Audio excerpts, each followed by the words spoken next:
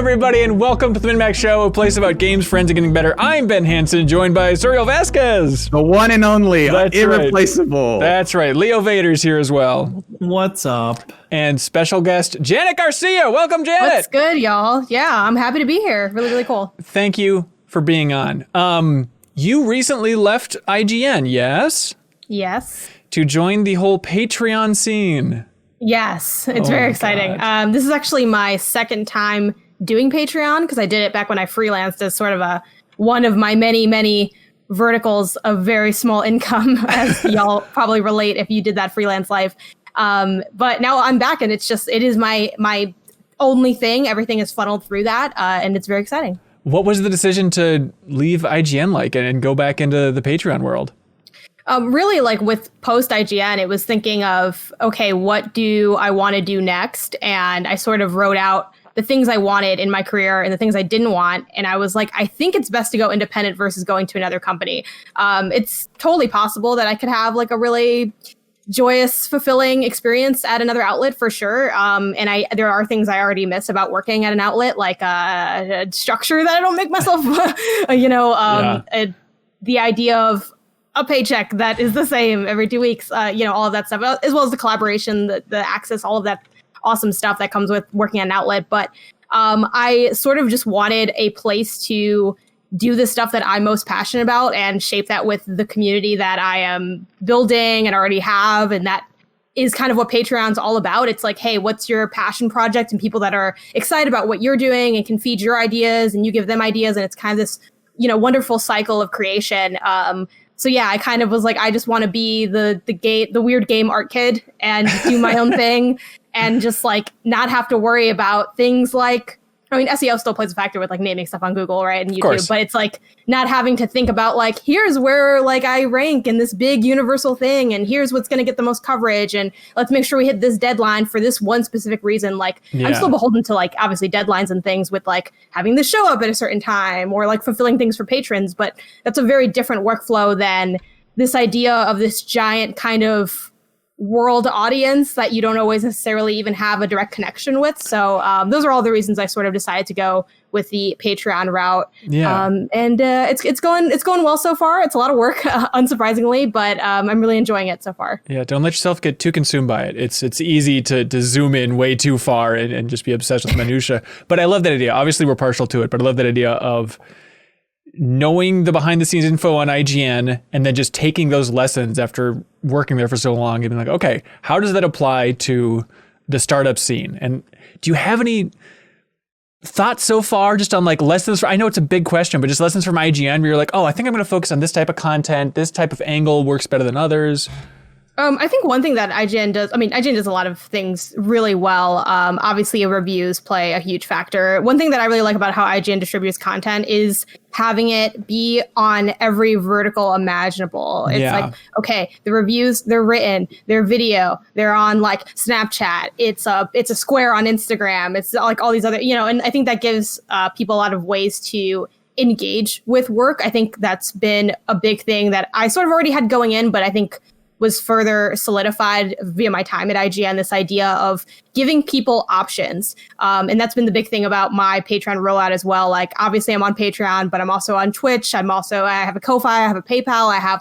I'm trying to think of all these ways to both consume my content and also support me through follows, support me through money, support me through all these other avenues, so that it can be sort of this choose your own adventure thing where you may, there are people that like me that probably don't even know I have a Patreon, even though I try really hard to make it so that everyone knows that I have one.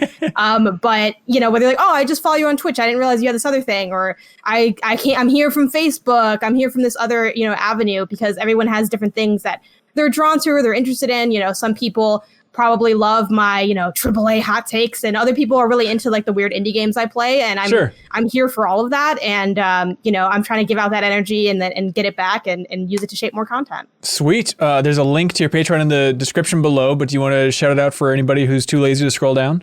Absolutely. Always. It's patreon.com/GameOnysus. That's GameOnysus. And that is also my handle on literally everything: YouTube, Twitch, Facebook, TikTok. That was my Apple Watch, Instagram, literally everything, Twitter. So yeah, check it out. Offering a bunch of different tiers, a lot of different incentives for each one. So sort of pick the one that you think fits. And if none of them fit, the Discord's still available publicly. I'm going to relink that on there with a new link and everything. So, but if you ever need to get in there, just DM me or hit me up on Twitter or whatever. Nice. And Janet, I've been meaning to ask you as well. Are you looking forward to go gaming in 2021? Oh, absolutely. Always. Okay, like this is kind of getting ahead of ourselves, but my goal every year is to be an expert on the year. And every year I always fall a little short on something, didn't really spend a lot of time with Spiritfarer, didn't take to the skies in Microsoft Flight Simulator, but that is the dream, to like really just be a complete expert on everything AAA, everything indie, to like know the best. And it is always so hard, but I'm excited to do it every year. It's perfect. I'm with you. And it's nice to be at the starting line for 2021 now. Like, we're just about wrapping up the deepest dive on Cyberpunk 2077. We just posted the big discussion, the Game Club discussion for Act 2 of the game. You can find that on our YouTube channel or on the Patreon exclusive podcast feed. But it is so nice. Like, I feel like that is going to be putting 2020 to rest forever. And now it's just the full open landscape of 2021 in front of me. And I'm totally with you. I have that feeling of like, this year, I'm staying on top of every new release. This year, I'm going to be the expert. This year, I can do it. Of course, we're all going to fail miserably. But March comes and you got like 12 games you need to play. Exactly. But that's what this episode of the MinnMax show is all about. We're going to be breaking out our top 5 most anticipated games of 2021, going through the release calendar, trying to figure out what actually is coming out in 2021, where it stacks against other stuff. And then, of course, back half of the show, community questions, all that fun stuff.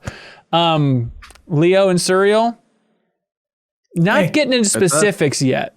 But like, what was it like? Give me your raw emotions when you opened up that video game release calendar, preferably on Game Informer's site. I think they do a good job for 2021 and saw what's coming up. I'm surprised at how few dates we actually have for a lot of this stuff. Especially compared to other years. I feel like we had like up until April at least mapped out. And that's kind of the case now. But you definitely see a lot. This like enormous list of like, I don't know when we're gonna release this, because things are kind of up in the air still. Yeah, it feels like the last couple years that's been the discussions at the start of the year, like, oh my God, we don't have dates for anything. But this year in particular seems really, really strange for so many. A lot of stuff I thought was coming out this year has been delayed. I didn't hear about it. Like Hogwarts Legacy might have been on my list, but looking that up, that's out of 2021 now. Is it really? Did they say that? Yeah, that was this morning. Yeah. Oh, wow. I completely missed 2022, maybe. Hey, there you go for the big Hogwarts Legacy. In time for J.K. Rowling's redemption arc. We have 5 games each that we'll go around and share. We also have the community's picks in the MinnMax community Discord. We had everybody submit their most anticipated games, and so we have a bit of an official Hive Mind ranking. If y'all think you can handle this. So we have our personal picks, but this is actually the correct answer for the top 5 most anticipated games in 2021. Janet, do you want to kick us off? Do you want to say what your number 5 is? Sure. I'll just go down the list. I think I have a little bit of a weird bunch for my top 5. Okay, just start with 5 though. Don't spoil the rest yet. Okay. All right. Season. Oh, Season. Interesting. Yeah. Right. Yeah. That's right. We're getting, So, Season, this was shown off. I forgot what showcase it was. If anyone remembers, feel free to jump in. But it's sort of this really striking, I think it was Game Awards, actually. Right. It was the first time I saw Season. Really striking art style, this idea of kind of going around and documenting things. It gives me like heavy, like Apple Arcade vibes, but in a good way, like those gem games. And I really like story experiential stuff. I mentioned wanting to be the weird art house kid of game content, and that's also it does color my taste as well. So I'm very interested in Season and what that turns out to be. Yeah, it kind of looks like, it seems like it's picking up some of the themes or vibes. Like it feels like the Valley of the Gods experience that we're probably not going to get from Campo Santo / Valve at this point. It's like, okay, just a light. It's just like taking photos as well in there. Yeah, it's like you're going around it. I think documenting lost civilizations or old civilizations was sort of the pitch, and it's very stylized, and it looks also kind of soothing. I enjoy games like that, so that's my number 5. Yeah, not to put you too on the spot and make you the season expert, but do you know the team who's making it? Where is this talent coming from? Oh, I forgot offhand. And actually, there's if people are interested, there's a write-up that I think it was Joe Screbbles at IGN just did an interview with the developers, but I'm trying to think if I remember offhand. Scavenger Studio is their name, apparently. Is it? Okay. Yeah. Do they have anything like prior? Oh my God, do they ever? Favorite. I forgot the Darwin Project from last year, which was that little Hunger Games Battle Royale, which I actually liked a lot. That's such a trip, but I kind of, I feel like thematically, there's definitely like a thread there. Sure, that's interesting. Yeah, what a weird choice, but I love it. Season. Leo, number 5. Wow, us, dude. Prepare to be wowed. Mm-hmm. I may be stretched a little bit to find 5 that were confirmed for this year that I was really excited about. My number 5 is Elite Dangerous Odyssey, the expansion to Elite Dangerous. Wow, really? Just for the VR stuff? Game. Yes. The thing is, though, basically Elite Dangerous is the spaceship flying game, and it's got good VR support. Yeah. And this expansion is the first-person shooter element of it, where you can actually walk around on the planets and shoot stuff. And I've been wanting to get into it forever for the VR-ness of it, but they aren't ready to launch this with VR, so it's going to be like you're flying around in your ship in VR, and you get on the planet, and then suddenly in VR you're looking at a 2D screen and controlling it that way, which seems weird. But they have cool. All right. Yeah, I like the idea of like take off the visor, your helmet from when you're like piloting, and then now you get to experience the world in this different perspective, kind of. Yeah, that could be cool. But they have confirmed that it'll be coming later. Like they just said they don't want to launch it without the VR part living up to what they want it to be. But I'm excited for that experience for sure. Having tried No Man's Sky VR, but not really being able to get into it, I think Elite Dangerous is maybe offering me something more up my alley as far as just like trading and being immersed in a space civilization type of thing. Yeah, that's interesting that No Man's Sky wasn't working for you in VR. It seems like that'd be directly up your alley. Yeah, it's always the pop-in for me. I can't believe how bad the pop-in is in that game. It takes me out of it every second. Especially in VR. It's just constant jump scares all around you. Right. It's a nightmare. Suriel, you got number 5? Yeah, my number 5 is GhostWire Tokyo, the upcoming game from Tango Gameworks, who made The Evil Within and Evil Within 2, which I'm pretty excited about. It was weird because we hadn't seen a lot of the game until recently. We just kind of knew conceptually that it's going to be, like yokai in Tokyo, and it's going to be very, very like ghost huntery. But now seeing that it's a first-person title, I think some people were kind of not super into that. They thought like it was going to be like a third-person action game.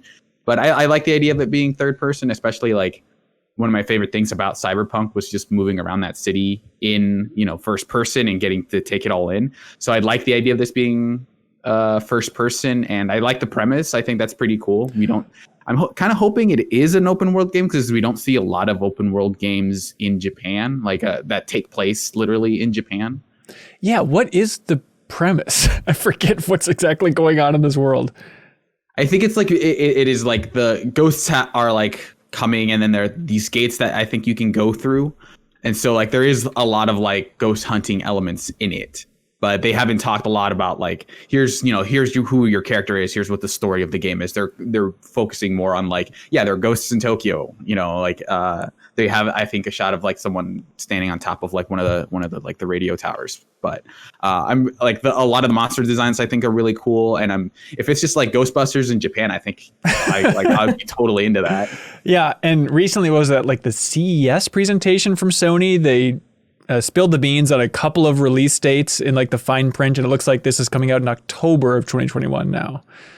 And it's still a PlayStation 5 exclusive despite Bethesda being absorbed into the giant Microsoft monolith. I would imagine it'll probably be like a timed exclusive, but who knows, Yeah, that's a great choice. Hey, Suriel, great choice, man.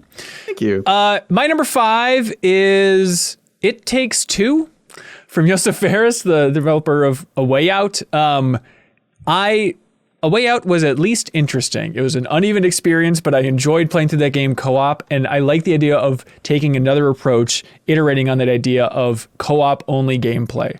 And so, of course, everybody knows It Takes Two is the story of a divorced couple being turned into toys and having to travel this world together.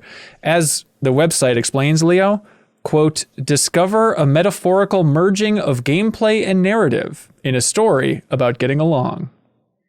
So. Adorable. That's my number 4. Oh, so that's fantastic. Like such a convenient transition. I loved A Way Out. Like, it's like one of my favorite games that I actually would only rate as like an 8.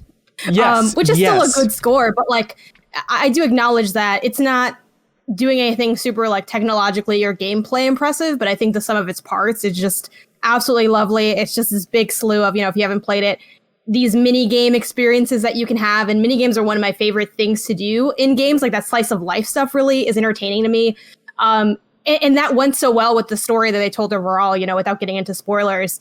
And I'm really excited to see what does this more romantic relationship look like, because A Way Out was a lot more begrudging friendship based, these two characters coming together and having to, once again, putting two characters who don't want to work together in a situation where they have to work together. But this kind of has a more romantic undertone to it. So I'm curious as to that. It's also way more cartoony, while A Way Out was like grounded in realism from both like a story and artistic standpoint. So I think this is going to go crazy off the rails, because it's like, and I love too when you're like a small character in a giant world, like Unravel, games like that. Like I just enjoy that shtick a lot. So, and we don't have enough platformers, so I'm very excited for what It Takes Two turns out to be. Yeah, like every trailer they reveal is just the variety that they're packing into this game.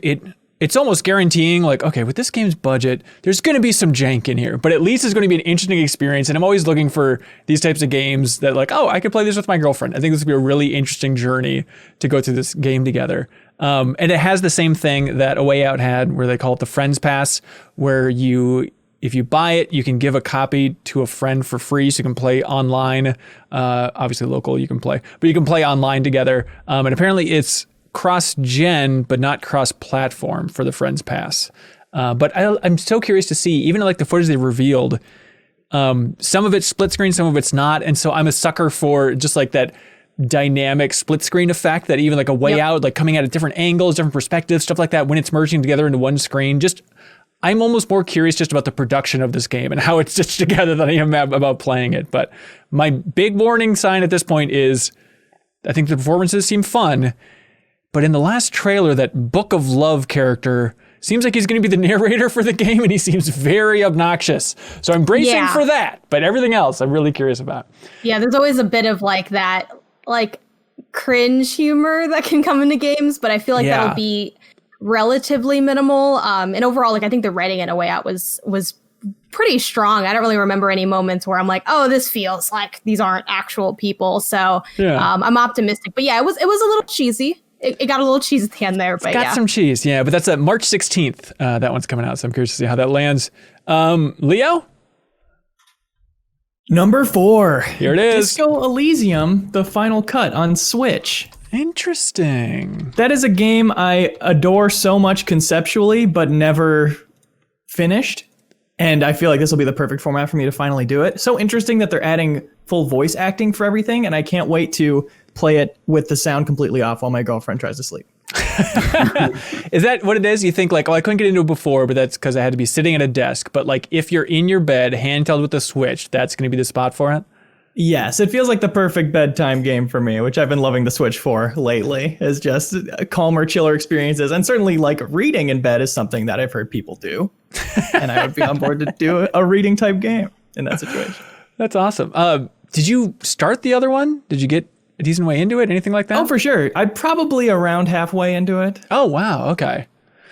Yeah, and that was one of your favorite games last year, right? Surreal, or I guess 2019? For 2019. It was my favorite game of last year, or of 2019, because last year's now 2020. But yeah, I love that game. I think the voice acting in that game, it didn't feel crucial to it, but it was always like, oh, this is a special moment because it's voice acted. So I'll be curious to see how everything being voice acted impacts that game. But a lot of like the voice acting I thought was pretty good. So I'm curious to see how many of those voice actors they get back into the studio for all of it. But I love that game. I'm glad that more people get to play it this year for sure. Yeah. Serial number 4, please. I beg of you. My number 4 is just a very me game, Guilty Gear Strive, which is hitting in April. I was a little like after, because this game was on my list last year.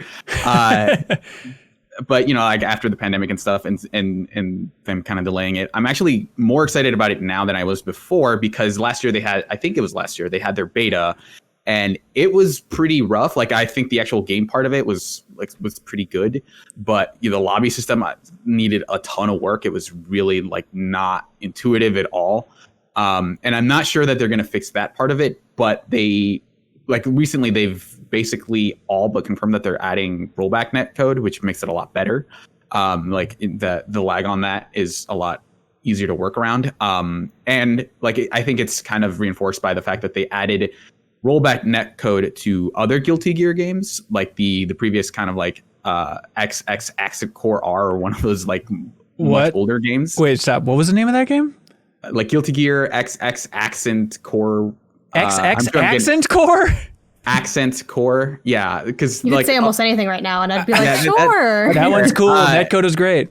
No, but yes, they went and added rollback netcode to that, and then it was like this weird extended beta where they're like, "Hey, we're testing it out," and then they just kept that beta going because it worked well enough, and people were just, the numbers on that game ballooned because people were looking for fighting games with good netcode.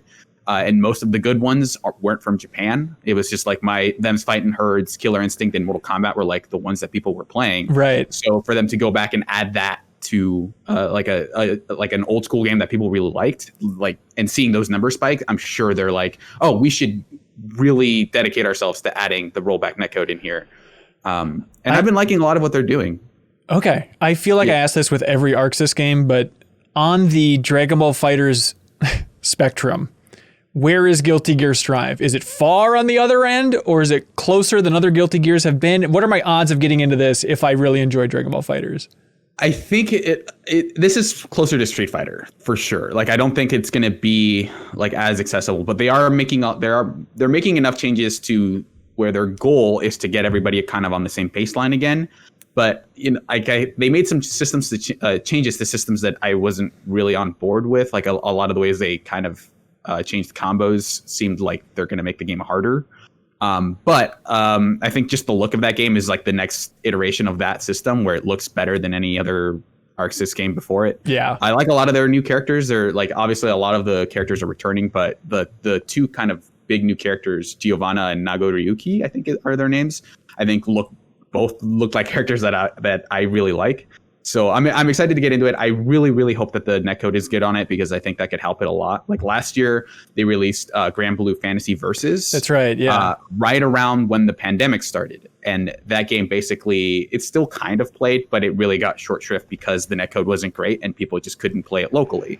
So it kind of wasn't, it ended up not doing so great. But I'm hoping that, it getting delayed this far and then kind of being very positive about netcode stuff, I'm hoping that this ends up being a big new fighting game with really good netcode. So yeah. Do you remember if that's the case? I'm really excited. Do you remember that time, Cyril, in Another Life where we went to Arc Sys for the Dragon Ball FighterZ cover story? That was weird. Yeah, that was definitely the moment where I was like, oh, I shouldn't be here. It definitely felt like the most the least, not presentable, but it seemed like the studio that they just had no plans of having people go there. It wasn't because it was a very tiny office. It was I think it was 2 floors, right? Probably, it definitely it was the most this is just an office building. I don't know, it's not the huge kind of campus kind of place, or because we went to Bandai Namco as well, and that was definitely much gigantic, yeah. Right. And so you go there and it's this huge, basically they're making a big show out of the fact that people are working here, right? Whereas the Arc Sys is just it's just 2 office where people, it's an office where people work. And there's kind of a empty-ish storage room. I think some old marketing materials lying around the floor, and then they just had a bar in the corner. That's my main memory, is oh, this is just the weird party room with an Arc Sys. It's very interesting. So it's it wasn't it was definitely a lot of a place where you go there you go there to do a job, and people had a bunch of figures and stuff on their desks, but it was definitely maybe they didn't they're not super public facing. Right. Yeah. They're workhorses. Look at how many games they crank out. It's amazing. Yeah. But at the same time, they kind of made me feel like, oh, maybe like it was maybe like the most like inside thing of just like, oh, I'm seeing a part of the industry that I'm normally not supposed to see. Yeah, for sure. Well, hey, I'm looking forward to seeing this part of the industry. See, Janet, that's what in podcasting, you got to constantly segue everything, even if it sounds really terrible. Anyways, yep, no Sell problem. it. Number 4 for me is Ratchet and Clank Rift Apart.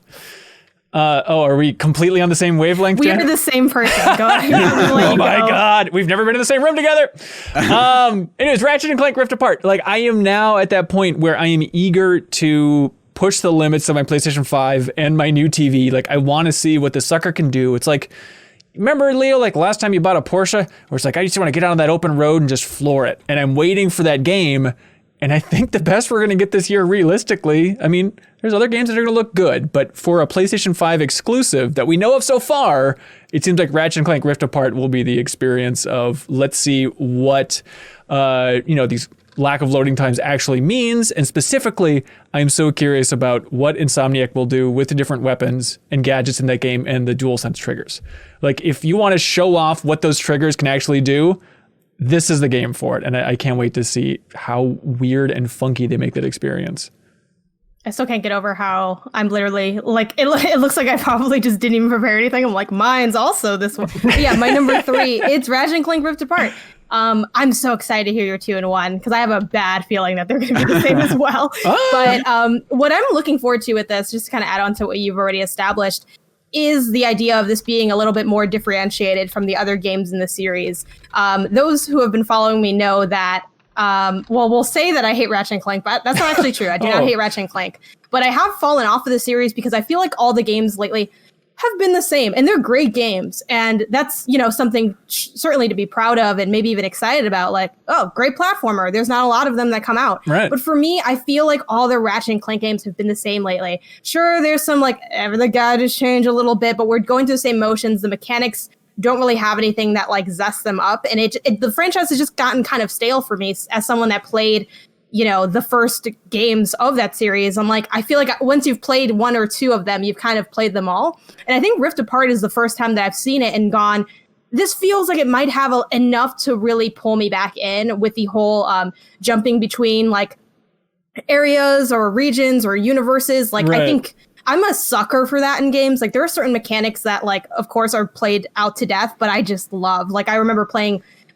Crash, the most recent Crash game, and they have that thing where you're like switching, like, oh, like, now this box is visible, now it's not. That's been done a million times, but damn it if I don't love it each time, because it's almost always done well and it's always fun. So I love the idea of shifting like that. And I think this could be the revitalization that this franchise has kind of needed. It's also like one of the more recent, like, truly new entries, because we have that whole sort of remake off the movie type thing going on, and it was, new but not really new. So I'm excited. It's like a clean start. Again, PS5 exclusive. I feel like it's going to be new in a lot of senses, and that's what gets me excited about this as someone who's kind of fallen off of the franchise a bit. Yeah, that's interesting. We're not the same person, it turns out, because I dabbled in the old Ratchet and Clanks, but the first one that I finished was the PlayStation 4 remake. And so I'm that newcomer that's like, oh, this is fresh enough for that, for me. I wouldn't have known. I would have been literally same. You can't tell the difference. I'm Ben Hansen. Yeah. The thing I'm looking forward to that game is depending on when it releases, because it's, I think in that same kind of leak that showed a bunch of like PlayStation, or it wasn't a leak, it was like a trailer, right? Mm-hmm. That same thing just said 2021. So depending on how early or late in the year it is, it's probably going to end up being like the first major PS5 title that feels like a PS5 game. Right. So I'm excited to see like what they do, because we haven't gotten a lot out of the DualSense beyond Astro's Playroom. So I'm curious to see how that kind of like very clever implementation of that tech looks like in like a major, like full budget game. I want to feel like the bolts. Yeah. Like when you collect the bolts. Like, I really hope you can feel that. Like, I don't know if y'all ever played the Luigi's Mansion arcade machine where you have the big vacuum cleaner and you can feel like the coins come in. Obviously, it won't be that crazy because it's not a giant machine in a Dave & Buster's, but that's kind of, I'm hoping to get those levels of nuance, because that world is so fun and cheeky and joyous that I hope they like mess with it a lot in that sense. Yeah. And it's so weird. Yeah. Talk about, using the DualSense in a big way since Astro and what's really coming up. So like one of the most interesting DualSense experiences I've had so far is actually Worms Rumble, which was PlayStation Plus, I think like last month. And like the game, it's, real-time Worms, so take it or leave it. But what's interesting is like in those Worms games, you're just shuffling through all these different weapons and they all are experimenting with the triggers and the pressure, on the triggers in different ways. And I thought that was an interesting example and got me more jazzed up for Ratchet and Clank. Just like, okay, you can get a lot of variety for different funky weapons packed into these triggers. Anyways, Leo, number 3? Number 3 for me is Psychonauts 2. Hey-o! Awesome choice, man. You're not a big platformer guy. No, but I love Tim Schafer's writing, and I love Psychonauts 1 so much. Psychonauts 1, I have such fond memories in high school. I came to it in the Xbox 360 era when the Xbox Originals program. Original Xbox games for $15 a pop or 800 Microsoft points or whatever. And it was like, I've never had any self-control. So the second I would get my allowance, it's like I could save up for 3 weeks and get a new game, or I could just buy the first Xbox original IC, having no knowledge of it whatsoever. And just a beautiful, sharp game. I was just evangelizing it to my friends that whole era. So many clever gameplay and writing things in that game. And playing Rhombus of Ruin recently. Yeah. The VR exclusive Psychonauts game that is pretty important for the lore of the second one, apparently. That got me excited about it all over again. Still just as funny as ever. Really, really recommend Rhombus of Ruin if you can play it. Yeah, I'm looking forward to Psychonauts 2. Definitely looking forward to whatever two-player productions the video crew has as well up their sleeves to reveal about the making of Psychonauts 2. I cannot wait. But in the last update, I think even like in a recent round of Tim Schafer interviews, it kind of gave me pause of like, I think this game might be farther off in 2021 than I would have thought. I would have thought it would have been like first quarter or something like that. But I think even just today or yesterday, Tim Schafer posted about, I wrote the last bit of dialogue for Psychonauts 2, which that's what was alarming to me is like, they're still writing parts of this. And I guess it's kind of like the end game state that they were working on, but there's still a lot of those little details that kind of give me pause and think like, polishing might take a while for this thing. There is some behind the scenes stuff up already, though. I watched their holiday update video that was very informative and had really cool clips of like, we did a full playthrough on Zoom and we're just commenting on it and they just have clips of that, which is a really cool peek behind the process, and also talked about why and how they're no crunch studio. So that's certainly why they're taking their time with it. And I have nothing but respect for it. Yeah, absolutely. Yeah, there are a couple of little videos, and it's one of those things that if somebody cut together every gameplay clip they've shown of Psychonauts 2, it's actually a stunning amount, but it's usually like that off-screen stuff, so it's not as appealing as just a raw trailer. But they've shown a surprising amount of that game, but it implies it's going to be huge. Sweet. Have they mentioned whether or not, I think Eric Wolpaw was involved in that game for a while. Is he still? Great question. I don't think he is. I remember vaguely there was an interview with Tim Schafer where he was asked about that, and it was a little bit like, not so much, or he might come on at some point and work on it. But that was definitely that early pitch for like the fig crowdfunding thing is, we got Eric Wolpaw back. He's been let out of Valve to help out. But I think that's kind of cooled off from what I remember. Good question, though. Number 3, Serial? Yeah, this is actually coming out pretty soon. Super Mario 3D World plus Bowser's Fury. Love it. I'm really excited about, even though it's like a remaster. I don't know why, but I feel like I have a chip on my shoulder about that game because people don't hold it in as high regard as they should. Because, it's sitting at like a 93 on Metacritic. It's not like people didn't like the game. Higher, no. Yeah. I tell you when to stop. It is like secretly one of the unsung Mario games in this weird way to me, because like I feel like I love the crap out of this game, like especially in co-op, and people are just like, it's like, it may as well be regarded as like a spin-off. It's like, it's like them kind of building on the 3DS game and making it a larger game, but it's like, it's not Galaxy. It's not like a full 3D You can just Mario. say Dan Reichert. It's mainly Dan Reichert that has it. I feel like there are multiple people who are. I feel like he's not the only one, but he's definitely like maybe the most prominent. But like, I do feel like when people rank the 3D Mario games, they almost forget about 3D World. Yeah. But even just seeing the trailer that they released yesterday and seeing like, oh, the expansion pack just looks like one or two worlds from the like Galaxy, because it's not like the isometric perspective that they use in the base game. So that makes me just feel like, oh, they just stealth made another new Mario game in this remaster that uses like the catsuit stuff, which was like the best part of that game. I was so struck by that too in that new Bowser's Fury trailer, where I was like, I need to go back. I love 3D World, but it's like I didn't see what people were commenting about the new trailer and stuff. But it certainly, yeah, that was my first moment and realization as well, is that camera seems so much closer, to the point that, are they not going to have 4-player co-op in the Bowser's Fury? Because they show like Bowser Jr. looks like a co-op angle, but are they replacing it with that? I'll be curious to see what they do, because it like, from what I saw like in that trailer, it definitely seemed like it's going to be more 1-player oriented, where it feels more objective based versus, get to the level however you can, and there'll be like co-op chaos. But I do like that, in the first reveal trailer, they showed off like, we've made some modifications to the game itself. Like the base game, it's like 4% faster or something.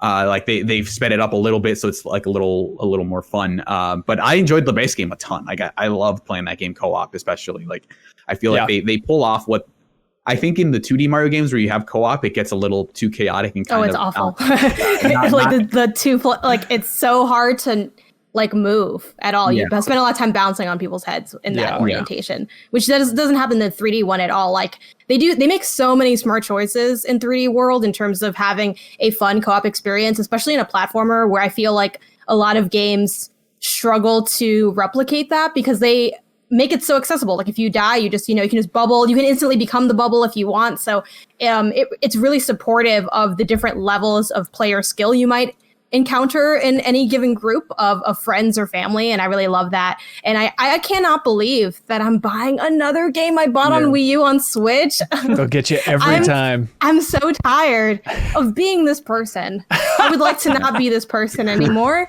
I don't know how y'all feel, but like I've bought so many, almost all of them. Almost, like I didn't buy Treasure Tracker because like I don't think it's as good on Switch because you don't got the same touchpad and stuff. Right. Hang on, are we talking like emergency Tokyo Mirage Session levels of rebuying? It's not that bad. Okay, but all right. We would bring you to a hospital. It's just been a lot. I don't know if y'all in the same boat, but like, and I would have thought I beat that game on Wii U and I loved it, and I didn't expect to buy it again, but like, I just feel like I'm going to feel left out if I don't buy it again. And it does look really cool, even though I didn't do the extra bonus worlds in the base game. So I'm like, not me buying more of the game that I didn't 100%, but here we are. Yeah. And I think my one concern is like Kyle mentioned it when they announced, right before they showed off that trailer, which is like, are they going to make you beat the entire game again to unlock the Bowser's Fury stuff? And this actually feels separate enough that they wouldn't do that, because it feels like such a different thing that they would just kind of put it off to the side. Because I definitely don't want to go through Champions Road again, because that level is so ridiculously hard. So I don't want to have to beat that level to unlock the Bowser's Fury stuff. But I'll still play that game again. I think that game is fantastic. Yeah, I'm looking forward to playing it again. Absolutely. And that's coming out soon. That's within a month. February. Yeah, February 12th. Yeah. That's wild. All right, my number 3. Janet, brace yourself. If this is the same, we should just switch spots, I think. My next one is new Pokemon Snap. No, you're okay. good. Okay. Okay. New Pokemon Snap. I'm so scared. I can't imagine anything more horrifying. But new Pokemon Snap. They have not given a release date to this, but it is Pokemon's 25th anniversary, so you think they're going to try and lean into that with a lot of releases this year. And the trailer that they revealed, in the summer of last year, they labeled it as coming soon. So, you'd imagine that'd be within a year and a half. I'm looking forward to this game. I definitely have, as a huge fan of that original game, I have a couple reservations. Obviously, it's developed by Bandai Namco this time around, where it's like, okay, they did a great job with Pokken. Like, I trust them with the Pokemon license.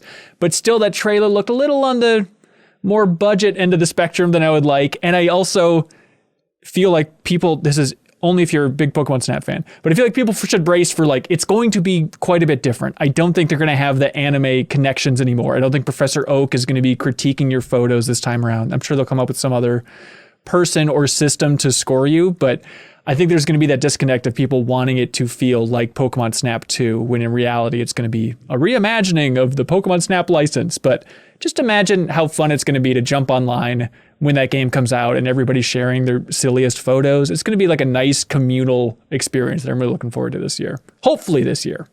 We shall see. And I know this is insane to say, but I hope they focus on the gameplay. I hope they focus on, having clever ways to unlock new areas, making it somewhat more complex. I'm sick of them treating Pokemon like these kiddie games. They're for adult people, damn it.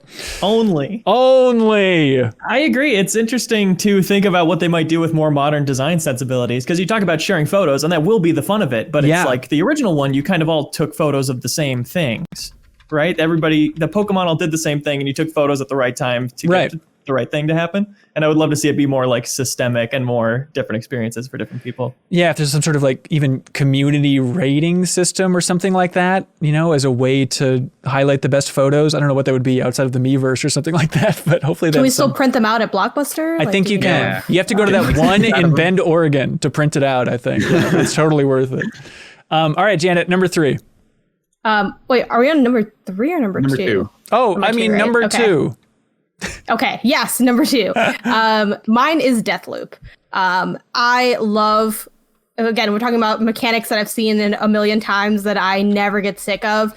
Being able to repeat like runs or moments of runs, whether because you failed the first time or because you want to do it slightly better, is really exciting to me. I'm not much of a shooter person, but this is more in that kind of like action adventure vein where you don't have to like be that good at shooting to do it, which is like most games, which is convenient because I'm not a shooter person. But I think it's going to be really exciting. I like the sort of prospect of just taking out these different people and having these different set pieces in a variety of fairly like nice looking locations. Like I think the art design in this is really cool. I think it's just going to be a fun, enjoyable, like visually pleasing action game with some solid characters, like based on the trailers that I've seen.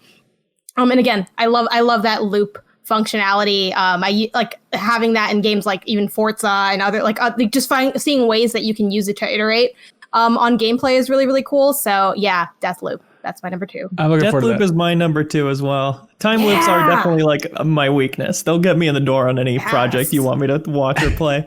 I'm also interested in the like joining someone else's game as the main antagonist. Totally. And taking them out. I really want to see how that plays out. I think I might be more interested in that angle, actually, just to be a little bit of a stinker. And also, I'm, terrible at this type of game as well. And so I feel like if I jump into somebody's game, it's like a blessing. Like I will just shoot all around them. It's just going to be a series of warning shots and then they get to the finish line or however the hell that works. And that makes you feel good. Yeah, exactly. Nice. You just give them a thumbs up before you die, before they kill you. You're like, hey, congratulations. Hang on. Am I confusing a couple of games? Am I confusing GhostWire Tokyo and Deathloop? Like, are they both PlayStation 5 exclusive? No, they're both Bethesda games. So yeah. they're both of the PlayStation 5 exclusives. Like Deathloop's those are PC for sure. Oh, it is. Okay. Yeah, console exclusives. I think I don't know if GhostWire is on PC, but those are definitely the 2 games that people were concerned about after the Right. I never bundled them like that, but yeah. Number 2, Serial? My number 2 is Resident Evil Village, also known as Resident Evil 8. The last trailer I think was a pretty good reminder that Resident Evil 7 was really good and a really strong direction for that series to kind of go a little smaller. And I really like the way that it kind of refocused a lot of those elements. Like it made them feel a little bit more not realistic, but it focused more on let's not have the giant ritualistic, here's a giant, model of a lion or whatever that you have to rearrange. And it was less fanciful than that. It was a lot of you're in a house, you're in you're kind of in a swamp area, but they kind of toned down a lot of those elements. And I actually thought the story was pretty interesting. But seeing how they're kind of starting from that point and growing it out a little bit more, there are actual monsters in this one, and it feels like it's just going to be a larger area. I'm curious to see because in that one in the trailer they released in September, they had this weird part of the trailer that looked like it was Coraline looking, it felt like a like a Tim Burton-esque cutscene of just I don't know what that is, but I want to see what it is. And so I know the stories in Resident Evil games have always been whatever, but I think them building off of 7, I think I'm kind of interested to see what they do, how it's related to 7 or what is even going on. But it also looks really good. I'm hoping that it's the kind of showcase title for those new consoles that people have been looking for. And yeah, it made me want to go replay 7 for sure. Yeah, and it seems like what leaks are putting it around April for a launch. Is that right? That would definitely be cool. Like if for it to be like one of the early titles. I think Capcom has had a really strong history of having those like really big early titles that kind of dominate conversation in the year. So I'm hoping that that's the case, because otherwise it might end up getting buried. But yeah, I'm really looking forward to it. I really want to play it. Yeah, for sure. My number 2 is another one that, look, I'm getting a little blurry and messy, but let's assume it's coming out in 2021. Age of Empires 4 is a game that I've been looking forward to since they announced it in 2017. And I went back, and on the Game Informer show for our most anticipated games of 2019, I also listed Age of Empires 4. So this is, a fool's errand to assume that it's coming out in 2021. But, they have gone through and made their definitive editions of Age of Empires 1, 2, and 3 at this point. Unless they re-release an HD version of Age of Mythology this year, you would think that with those out of the way, that now they could focus on the big new push for Age of Empires 4 from Relic, where they're kind of financially logically going back and kind of looks like a reinvention of Age of Empires 2 in a way, which I think is probably the best-selling Age of Empires, so it makes sense. But I'm very curious what they do with this. I am looking forward to playing a new RTS, and I hope that Microsoft pushes it in a big way and still, I guess, celebrates PC gaming the way they did this last year with Microsoft Flight Simulator. For them to do that one more time with Age of Empires 4, I would love to have a big RTS reunion with a bunch of folks this year. If that ends up happening, it'll be weird that Microsoft has like almost a weird monopoly, like all these very like specialist genres, like the racing game, the flight sim, the real-time strategy game, all these games where it's like they have like the best in genre title, but it's just not a large enough audience for it to be like, this is what like, this is like our big exclusive, right? It's such a weird position for them to be in. Yeah, exactly. Like, we're the champion of the smallest pond, but RTS lives on. Yeah. Where are we at? Number 1? Yeah. All right. Wow us, Janet. 12 minutes, because I love time loops, which is another time loop game. Yeah. Nice. No lies detected, but this is like a story experience. The premise is, I'll just kind of read it from the description. Please. A romantic evening with your wife turns into a violent invasion as a man breaks into your home, accuses your wife of murder, and beats you to death, only for you to wake up and find yourself stuck in a 12-minute time loop, doomed to relive the same terror again and again. And you sort of have to find a way out / discover the truth of what's going on. And I love the idea of having like you're working generally in the same play space, presumably. I'm not sure if they'll take you to other environments, but sort of seeing it from like different angles from a mechanical and also narrative perspective. It's also published by Annapurna Interactive, and almost everything they publish is like I really enjoy or can at least respect to some degree. There have been games they've published where I'm like, I'm not as into it. Like I wasn't. I think they published Kentucky Route Zero, right? Yeah, they did. I wasn't as into that game. Careful, Surreal will take a swing at you electronically, so just be careful. Exactly. But I'm one of the few, right? But even so, like their taste, it just sort of really like aligns with mine. So when I saw that it's being developed by I think Luis Antonio, but the publisher's Annapurna, I was like, okay, I'm in. I was already in when I saw like the first thing, and I love that too in games when you can. I'm sure this happens with you guys and those in the audience listening, but once you really start to establish your own personal taste, there are certain trailers that you see, and like seconds in, you're just like, you have sold me. When is it coming out? I'm down for it. And 12 minutes definitely did that for me, and that's why it's at the height of mine, because it's the one I'm most interested to see come out, even if it ends up not being my favorite of the year, but it's the one that I'm most excited about. That's a really chat. nice Backstage Pass chat is revealing that the cast includes Willem Dafoe, James McAvoy, and Daisy Ridley too. Which I didn't know about. That's great. Yeah, like in the last trailer, they just revealed all the voice actors. It's like, what happened to this game since the last time we saw it? Where suddenly it's just being stacked with amazing talent. It's ridiculous. Yeah. Someone said budget. I don't know. Let's go. All right. Yeah. Annapurna's established themselves as like the closest to, like in the indie space, kind of like an A24, which is weird because they literally have a movies division at Annapurna. But it's like like they're the closest to being interesting just because it comes from that publisher. Yep. Because it feels like they've created such a strong legacy of like being able to really curate what they're publishing, to where like, hey, if a game is published by Annapurna Interactive, it almost acts as like a seal of quality in some way. Yeah, right? Absolutely. JV Gwaltney will put it on his top 10 list. Sight unseen. That's how it works. Yeah. Sweet. Leo, number 1? Number 1, come on. It's Hitman 3. Woo! I know it comes out in a week, but what a wonderful thing. For the first game coming out and being dropped by their then publisher, Square Enix, it was like the future of it was such a mystery. And now we have the complete thing where it's 3 games in one with 21 levels, which Hitman levels are the hugest, most beautiful levels in gaming. And to have 21 of them in one thing that's going to be smaller than it was before. They've optimized it better, and now it's going to be a smaller package I can more easily keep installed. I'm just so excited to have the hundreds of hours of content that game is all in one place. Help me out. Hopefully you've been following it closer than I have here. So I buy Hitman 3. Does it then give me the install code for Hitman 1 and 2, or will I buy Hitman 3 and it's just going to be at that main menu, select a level, it's just going to have every level from Hitman 1 and 2? You buy Hitman 3 and you have to also buy Hitman 1 and 2. And when you own those games, you can install them into Hitman 3. So it's like a Rock Band export thing where it's like you can just take the levels from Hitman 1 and 2 into 3, basically, right? Right, okay. Including your progress from 2, but not 1 because of some weird... Oh, weird. Are you into the VR angle for this thing? I wish. It's PSVR only, which I don't have and won't have, probably. Oh, that sucks. Well, maybe I hope they have to be quiet for a year or whatever until it comes to PC. But like the controls are only PS4, PS5 controller, whatever, motion controls. You know, you don't use the PS Move controllers. Oh, so really? I assume they would need time anyway to convert it to other, Oculus style controllers or whatever. Right. And unlike a lot of these on the list, you've actually been playing Hitman 3. We got an early copy, which is great.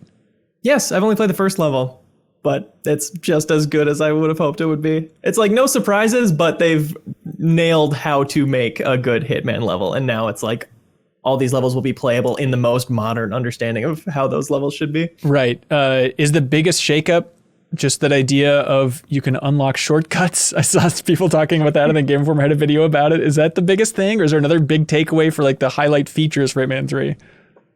First features, that oddly is probably the biggest thing, is the persistent shortcuts. And it is weird to have those only on the Hitman 3 levels. They're not adding those to previous levels. But really, it's like, I don't know what improvements I would make.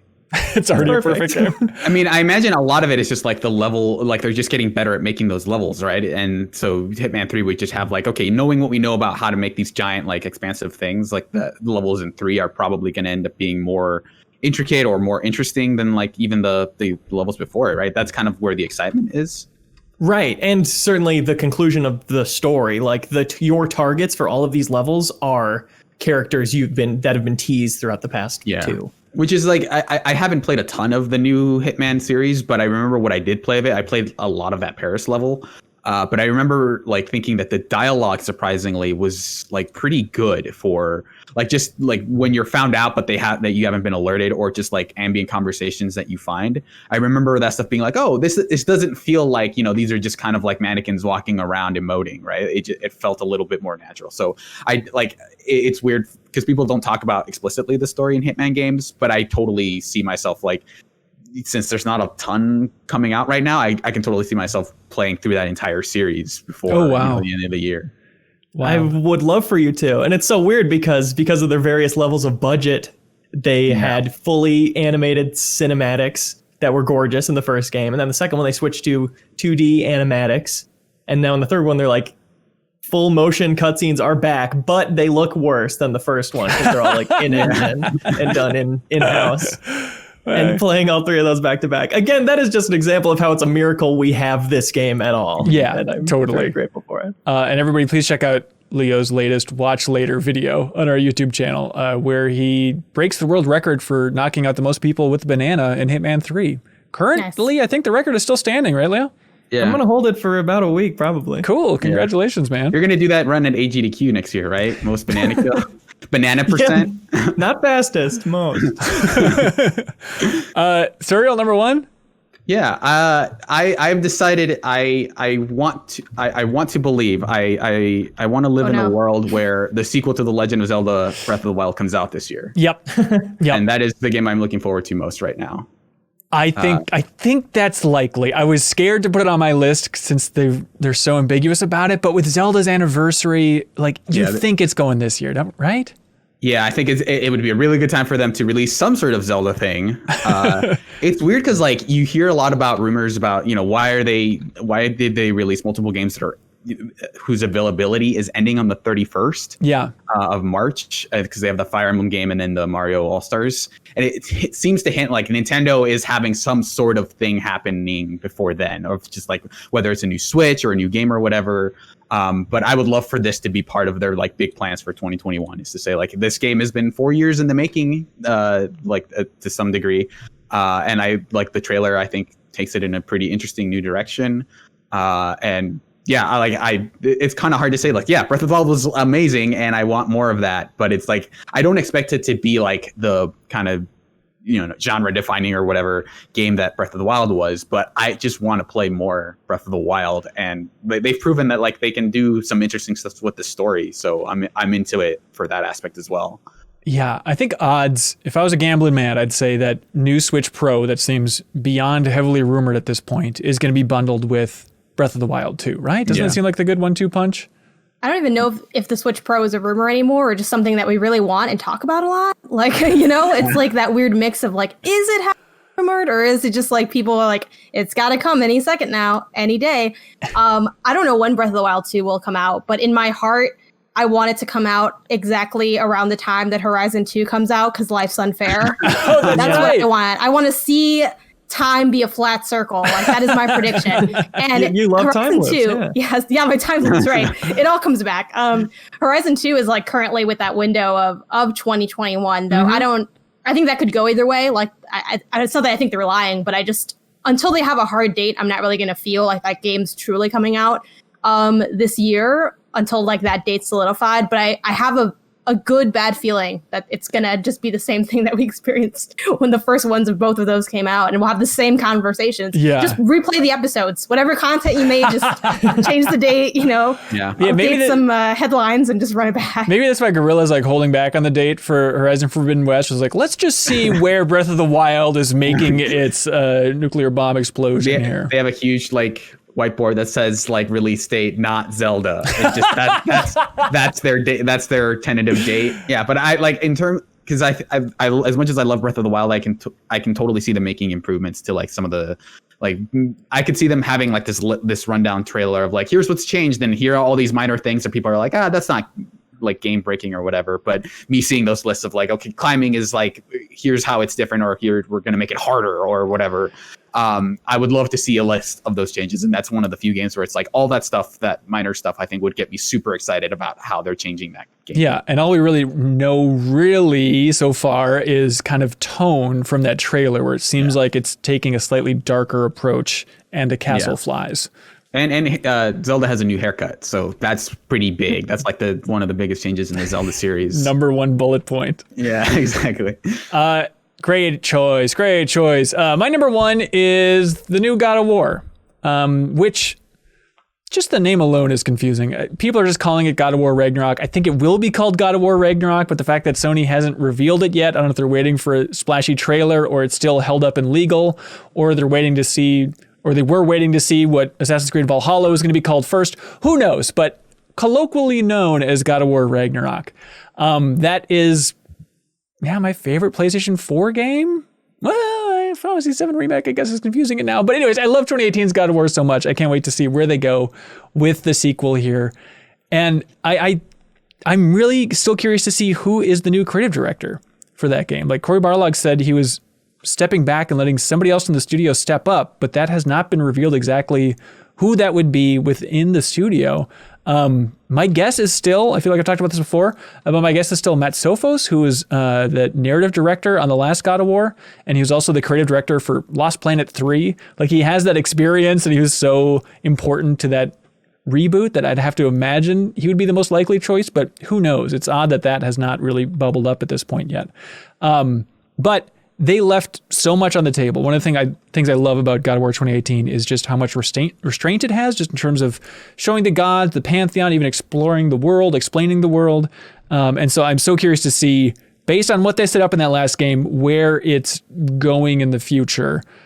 Specifically without spoilers, like Atreus' storyline. I think that is so fascinating. It can go so many different directions. And I'm really curious to see how they stitch everything together. And there's so many fan theories running out there, and whether or not they'll say, yep, you're right the whole time, or they're going to zig in a completely different direction.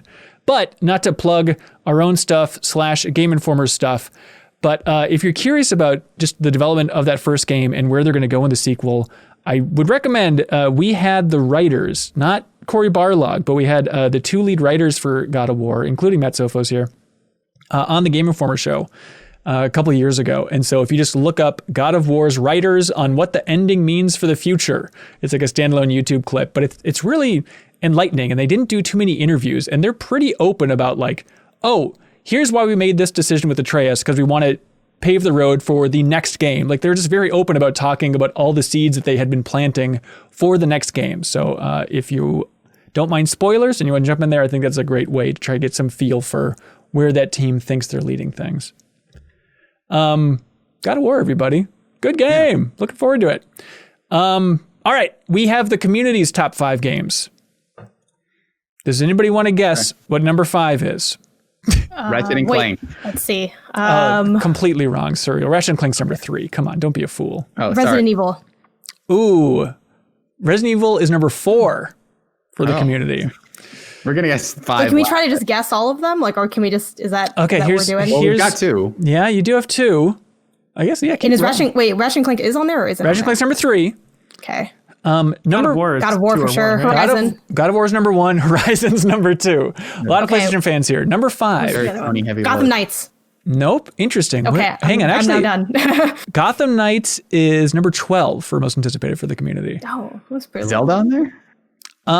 Is Zelda on here? I think it was a write-in because it wasn't y'all be locked cheating in. on these, like. Yeah. Oh, number 13 though, but still write-in for number 13. I think a lot of it has to do with the ambiguity of the date. Yeah. So people are like, is it really a 2021 game? Right. Number 5 is a game. They know what they did. Number 5 is a game that is probably, I was going to say the most anticipated game out there collectively on the internet, but they haven't confirmed 2021, but widely assumed to be 2021, unless the writer keeps taking his time, if you know what I mean.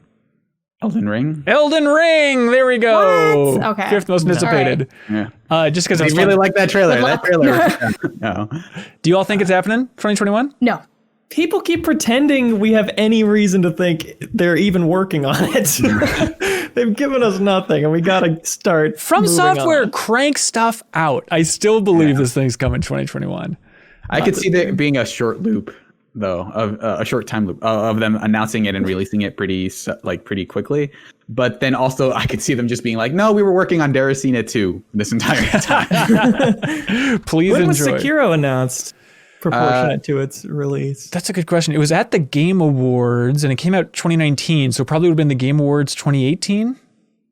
I'd have to. I can look that up, but the Game Awards thing was when everyone thought it was Bloodborne 2, right? And then it ended up coming out 2019. Yeah, but just running the community's list here, I think it's interesting to see their top 10. Number 6 for the community is Hollow Knight Silksong.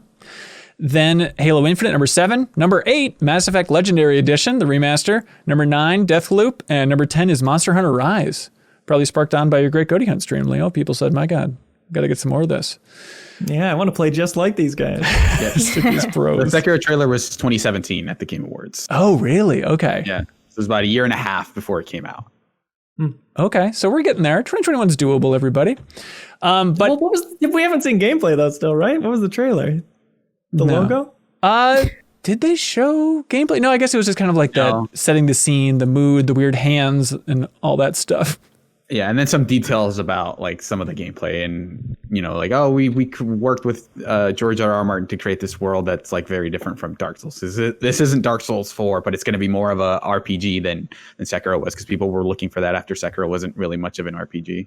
Yeah, and so a lot of those rumors were pointing towards it being more, Dark Souls inspired, and maybe even open world and horseback riding, all that kind of stuff. So obviously highly anticipated.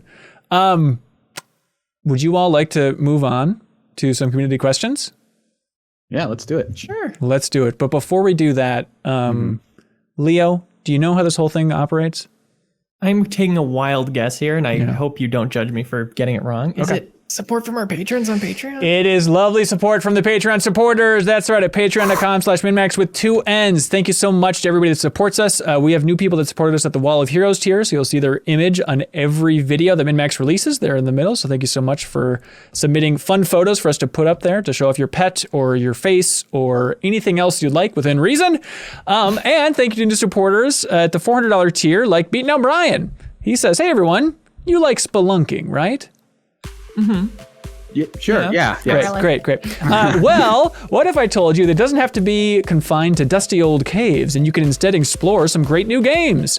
Well, then go check out the Spelunkers YouTube channel where community members Tom, Ryan, Tyler, and Kris take a deep dig into some wonderful gems such as the Pathless, A Plague Tale: Innocence, and they're currently starting out their adventure through the Surge 2. What an interesting choice. BeatenDownBrian says you can join Tom and Tyler in the new series Wasted in Wasteland, where they explore the dangerous world of Wasteland 3, fueled only by their own enthusiasm and alcohol. Lots of alcohol. That's amazing. Interesting. Cool. Thanks so much, BeatenDownBrian, for supporting other members of the community, because that's what a nice guy BeatenDownBrian is he supports MinnMax and then he judo flips it and uses it as a way to elevate other people in the community. So thank you, BeatenDownBrian. Also, thank you to our friends at Pretty Good Printing. PrettyGoodPrinting.com/MinnMax is the place to go to see what is available there. Pretty Good Printing is a one-man print shop run by Seth. You can get stickers, invitations, banners, graphic design, and more. And you can use the promo code MinnMax, MinnMax, for 10% off everything at Pretty Good Printing. You can also follow them on Instagram at Pretty Good Printing to get a better idea of what they are giving away. And Seth says, it would mean the world to me and my family if you considered using us for anything you might need. So any sort of printing job, use the promo code MinnMax, 10% off at prettygoodprinting.com. They have wonderful stickers that they would like to give away, sticker packs to the MinnMax community. And Leo, there's only one way to do that. Do you know what it is? By competing? By competing in a brutal showdown of game case trivia. So everybody watching us live at the $10 backstage pass tier, let's do a round of game case trivia. So the first person to guess the name of this game will get a free sticker pack from prettygoodprinting.com. Are you ready? Are you ready, backstage pass people? Let me choose a really good game just to make sure that it's just as fair as it can possibly be. That's a hint. The game is going to be really good. Okay, here we Super go. Mario Sunshine. No.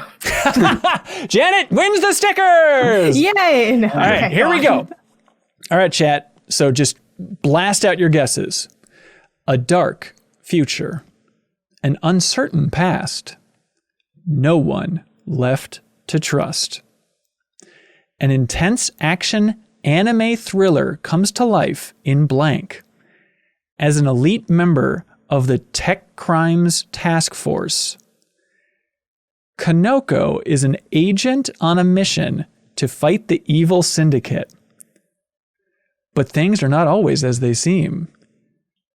Kanoko is haunted by unknown demons of her past, and the truth threatens to send her over the edge. Can you master this explosive hybrid of hand-to-hand combat and cutting-edge weaponry to free Kanoko from the evils that surround her? Leo, I know you know this one. No one from the Backstage Pass has guessed it yet. All right, I'll keep going. Maybe you've heard that you can explore 17 massive levels of futuristic cityscapes designed by modern architects. Interesting. A seamless blend of hand-to-hand and weapon-based combat. The arsenal of weapons includes pistols, rocket launchers, energy, and projectile weapons. Easy to learn, hard to master, fighting system contains secret moves and disarming techniques. This is a game published by Rockstar. Can I give a hint? Yes, you can, Leo. I mentioned it in the last episode of the show. And there it is. David Arlene takes it. That is Oni, Bungie's Oni. Congratulations to David Arlene. We'll get you in touch with Seth, and he will ship out a sticker pack your way. Thank you so much. Yeah, Leo, I thought that was funny. You mentioned that was on last week's episode, right? Yeah, we're talking about cheat codes. Oh, that's right. That's why it's fresh in my mind. There it is. Thank you so much, everybody, for competing. We appreciate it. Also, thanks to our dear friends at I'm8bit. They want everybody to know that at their wonderful online store, you can get a physical edition of Grindstone. One of our favorite games from Apple Arcade, which is now available on Switch from Capybara. But Grindstone is available on Switch. You can get the physical edition from I Am 8-Bit's online store, and it is an exclusive edition with a custom color 6-crayon set. Now, Serial, I'm looking at your face, and you look to be a person wondering, what would you ever need crayons for with a physical edition of a video game?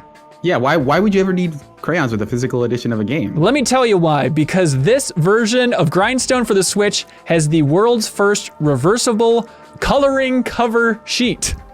So it's a reversible cover that you flip around and you can design your own Grindstone cover for the Switch with these crayons. It's awesome. It has original illustrations by Nuri Dur, and it's region free. And also on their store, they have the vinyl soundtrack for Grindstone as well, including a Georgie Blue and Creep Blood splatter vinyl gatefold jacket covered in spot varnished guts. And then they put in parentheses, seriously. So please check out I Am 8-Bit's online store, and you can use the promo code MAXNEWYEAR for 10% off everything under $100 in their store. Thank you so much to I Am 8-Bit, and check out Grindstone on Switch. It's an awesome game on an awesome new platform. All right, we're going to read off a bunch of community questions. We're going to choose our absolute number one favorite community question, and then that person is going to win the What the Golf vinyl soundtrack from I Am 8-Bit. They're going to ship that out to people because they're so kind. So you can check out the What the Golf vinyl soundtrack and I Am 8-Bit store.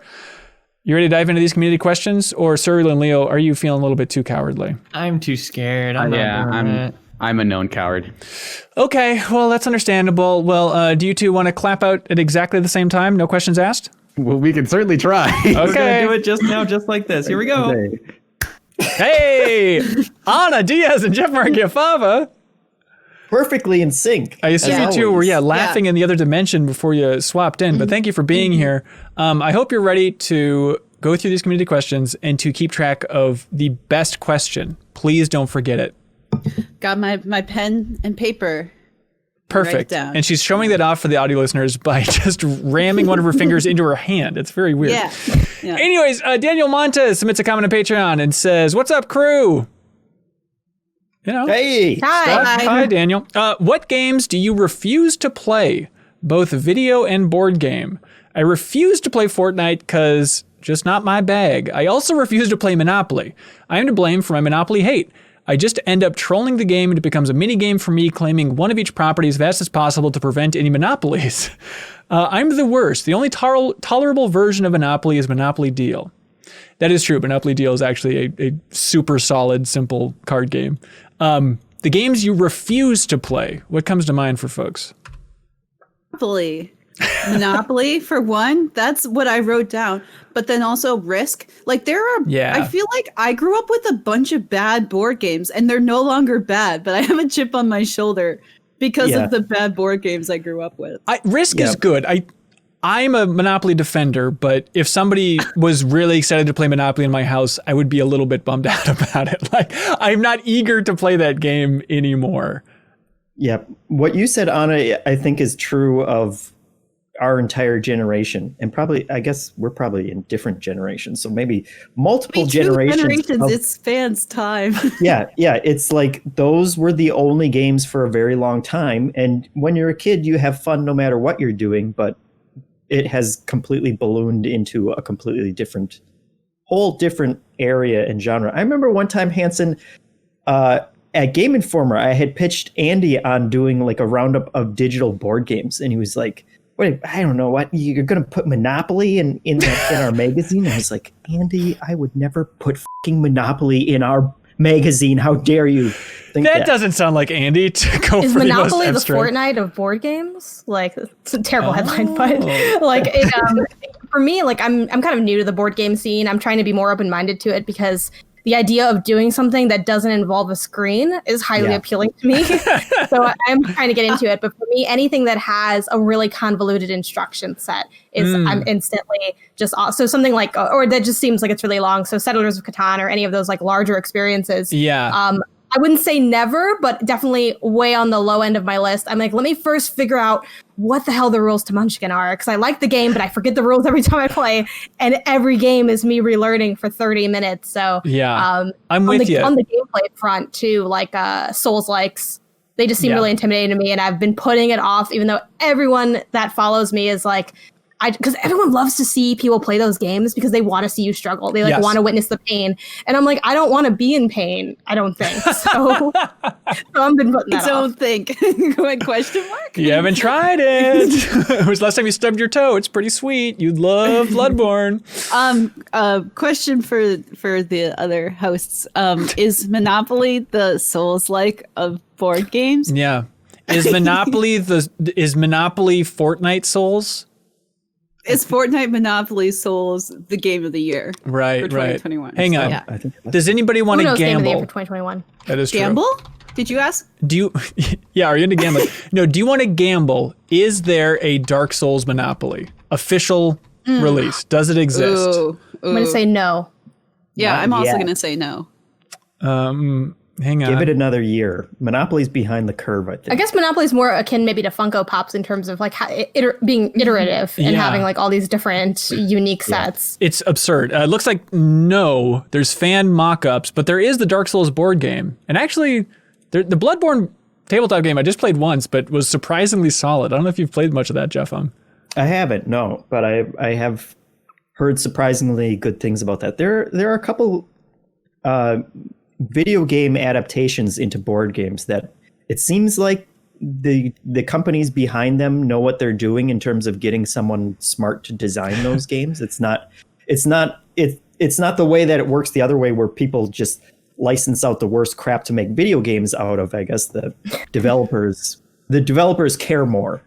That What- Are you saying that the developers of the Pokemon Monopoly didn't care about? Well, I bet there's some maybe. funds. Although, Anna, I think we talked about it briefly in Slack a while ago, but there is the Pokemon tabletop game from the late 90s called Master Trainer, which I think legitimately is a really clever, good implementation of Pokemon into a tabletop game. And it's very popular on the tabletop simulator scene, if you want to get into that. But for me, I refuse to play cribbage because my family, specifically my dad, is really into cribbage, and this is my fun, father issues. Is he also like designs cribbage boards out of wood, which are very beautifully carved and all this stuff. So I've just been surrounded by cribbage my entire life, and him trying to get me into it at a young age was a mistake because I hate math. And with cribbage, it's a lot of 15-2, 15-4, and a pair for 6. There's too much adding. I can't keep track of it. There were numbers involved, so I immediately hated it as a kid, and now I'm stubborn. Way too stubborn still today, but maybe someday. That surprised me because I was going to say, I'm like, it's like a very, maybe it's not Minnesotan. I don't know. Oh, I was gonna it super is. Yeah. Yeah, Is it? right? It is. Okay, I'm not making that up. That's such a Minnesotan game, so sad to hear that. Well, look, there's room to grow. Maybe at some point we can stream a game of cribbage or something once we can get all back together. One of your Pure Better Quest missions for a month is to play cribbage with your dad. Yes. Oh, that's a very good support that. idea. Right now, I'm learning to read katakana, Jeffem. Oh, nice. And just yesterday, I started with like a bunch of different apps, and I made flashcards for myself. And I'm halfway through the alphabet, and it's like, this is totally doable. Like it turns out it's easier than you think to learn to read katakana. Which, Jeffem, you know Japanese. Can you explain what katakana is? It's confusing. Katakana is basically they have their own like an alphabet, but just for foreign words. Right. So Japanese words are written in hiragana, but with katakana, it's easy to learn the symbols, and then you can basically just kind of phonetically mouth out what the words are once you know that. And so that's a good easy, like attainable goal for that. Yes. And, next time I go to Japan, I feel like it will help with so many signs and just at restaurants or even like playing Yakuza, being able to read signs in the background that are in katakana. I'm looking forward to that so much. And like, it's surprisingly fun. We'll talk about it more in Better Quest, our show about getting better, available on YouTube. Everybody check it out, please, with Jeff Cork. But with that, then it's so fun because you learn to read the symbols and then you can sound it out. Then you have to try and figure out like, what is this word in English? Even just like the simpler stuff where it's like, okay, I'm pronouncing the word, it's aisu. What is it? Oh, that's ice cream. Okay, got it. Or like, I won't be able to say it, but in one of my apps is giving me a pop quiz and I'm sounding out the word. Hang on, let me see if I can actually pull this out because it is so fun to say. And it just becomes like this other layer of a trivia game to try and figure out what is this word? Okay, the word through katakana is tekisasu. Jeff, do you have any idea what that would be? Tekisasu. Texas? That's Texas. Way to go, Jeff. Yeah, very impressive. So it's super fun and not that hard. So I recommend it to everybody. Anna, how's your Better Quest goal this month going of limiting social media? She's smirking. How's your goal of muting your mic going, Anna? Wait, is it muted? Okay, now it's coming through. I'm back, baby. My goal is going not well. Oh. Classic January. Do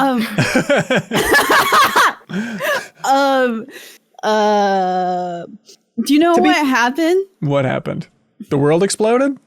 Yeah. The world exploded. No, I don't know. I'm just like, I'm waiting for like a specific DM on Twitter.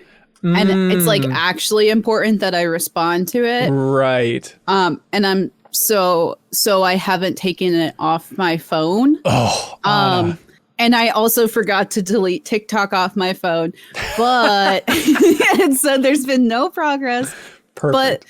But how horrible how my social media consumption the past couple of days has been so bad that I'm even more inspired to actually fulfill my goal. Janet, some context, and Jeff, you don't know this.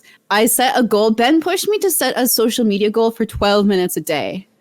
That seems 12 minutes. My number one anticipated game of the year, 12 minutes. Yeah, exactly. Spend your 12 minutes instead of stuck in a time loop, just checking Twitter. That's so short. It's so short, right? I was like, yeah, 30 minutes seems like a pretty solid goal, like attainable, probably still be really hard. And Ben's like on her, he's like, I think you could push it to 12 minutes. I think I have mine at 8 or 10. It's not unreasonable. And no, then it's not. It's not. But I understand the DM thing. Can't you set up to get a notification, like an email notification when you get a DM? Oh, that's a good point. All right. Okay. Yeah. There's hope for you. We're not looking for solutions here. We're just looking to complain. No, I see. Like, whoa. Just, I feel like there should be an exception, though, in like extraordinary situations, like, you know, when the government loses control of the capital. That right. Yes. You spend more time checking in on what's happening. I hear you. Yeah. Or when, you know, Katy Perry announces a collaboration with Pokemon. That's right. Something you have to be aware of. The FBI is also looking into that. Wait, did that actually happen? Yeah, that happened. Yeah. What is the collaboration? So, you know, big anniversary year for Pokemon this year. It's 25. Yep. Yes, I know because my age. So they're celebrating 25 years. And part of what they're doing, they announced today, is that, like, I think they're going to be releasing some Pokemon inspired music tracks with Katy Perry. Which has solidified my theory that Katy Perry is the most gaming friendly musical celebrity. Wow. How cool. What about Beyonce and her DS commercial? Yeah, come on. Oh, that's a good point. I was just basing this off of, I've been playing a ton of Just Dance, and Katy Perry is all over Just Dance. I'm like, oh, she just must just give away her songs for this. Rich McLaughlin in the Backstage Pass chat, he says, I kissed a Squirtle. Which no, apparently no. I'm sorry, Rich. I'm not into that genre of Pokemon conversation. That's not a thing. There's always not that kind of podcast. What if we just had this chat? I'm like, that's why you need to keep it at 12 minutes a day. Yeah, that's smart. It'll just run wild, but that's really cool. You know what she should do? Realistically, I've been screaming about this for a long time. I think some people have done it, but more in the fan side of things. But I still think all pop stars, every pop star listening to this podcast, should go back and mine what's what I'm looking for? Earworms from video game history for the choruses of their pop songs. Imagine if Katy Perry was taking the trainer theme from Pokemon Red and Blue and using that as the hook for her song. Yes, please. You know what? The TikTokers are already doing this. You'll find find every elite Pokemon theme being remixed and going viral. You find stuff from kind of cult hits like Earthbound. You find stuff from Undertale. That platform is a video games driven community. Like there are so many popular Victims inspired sounds. Like right now, one of the most popular sounds right now is the Desert Mario theme with a fart added into it. Like, you cannot get better than that. Or the Mario Kart, the Mario Kart like racing one, like the countdown. Right now. Yeah, that was a huge one. Yeah, that one's really big. There's so many. Like there are too many to list. Well, that's fine, but I just want, some pop star to make a lot of money off it, Anna. None of this indie sweet little remix scene. I want somebody to go big. I want like some song with a video game. We're real corporate here. Oh, yeah, exactly. Here, Ben, this is for you. Yeah. There's the DJ Zed. He did a bunch of like Zelda remixes, and he's pretty popular, right? He's not like. Yeah, he's not like. I get it. There's fun remixes out there. I'm just saying on a big level. I want Taylor Swift to take Woodman stage from Mega Man 2 and do something with how hooky that song is. And I won't stop until it happens. Okay. Anyways, Swiftman? Anyways, Doreen Clyer writes in and says, hey, CLCs, this question is for Janet. What was an experience that you had from working at IGN that other people might not expect? Oh, man. It's a big one. That other people might not expect. It depends on who the other people are. If we're thinking like mass audience, I think, working is something that people don't expect, right? Like the day in, day out grind of stuff. Yeah. I don't think there's anything like too incredibly shocking, honestly. I think a lot of, I think Serial Club is the one that is maybe the like one of the weirder fringe things. It has nothing to do with gaming, but like we had different things in the office, and like one of them was Serial Club with like the people from the product engineering side, and it'd be like once a week we'd come together in the kitchen and eat weird cereals, like the Sour Patch Kids cereal, and then we'd rate them and we'd put them in a spreadsheet, and then you could have like, okay, this is your highest, lowest, here's the average data.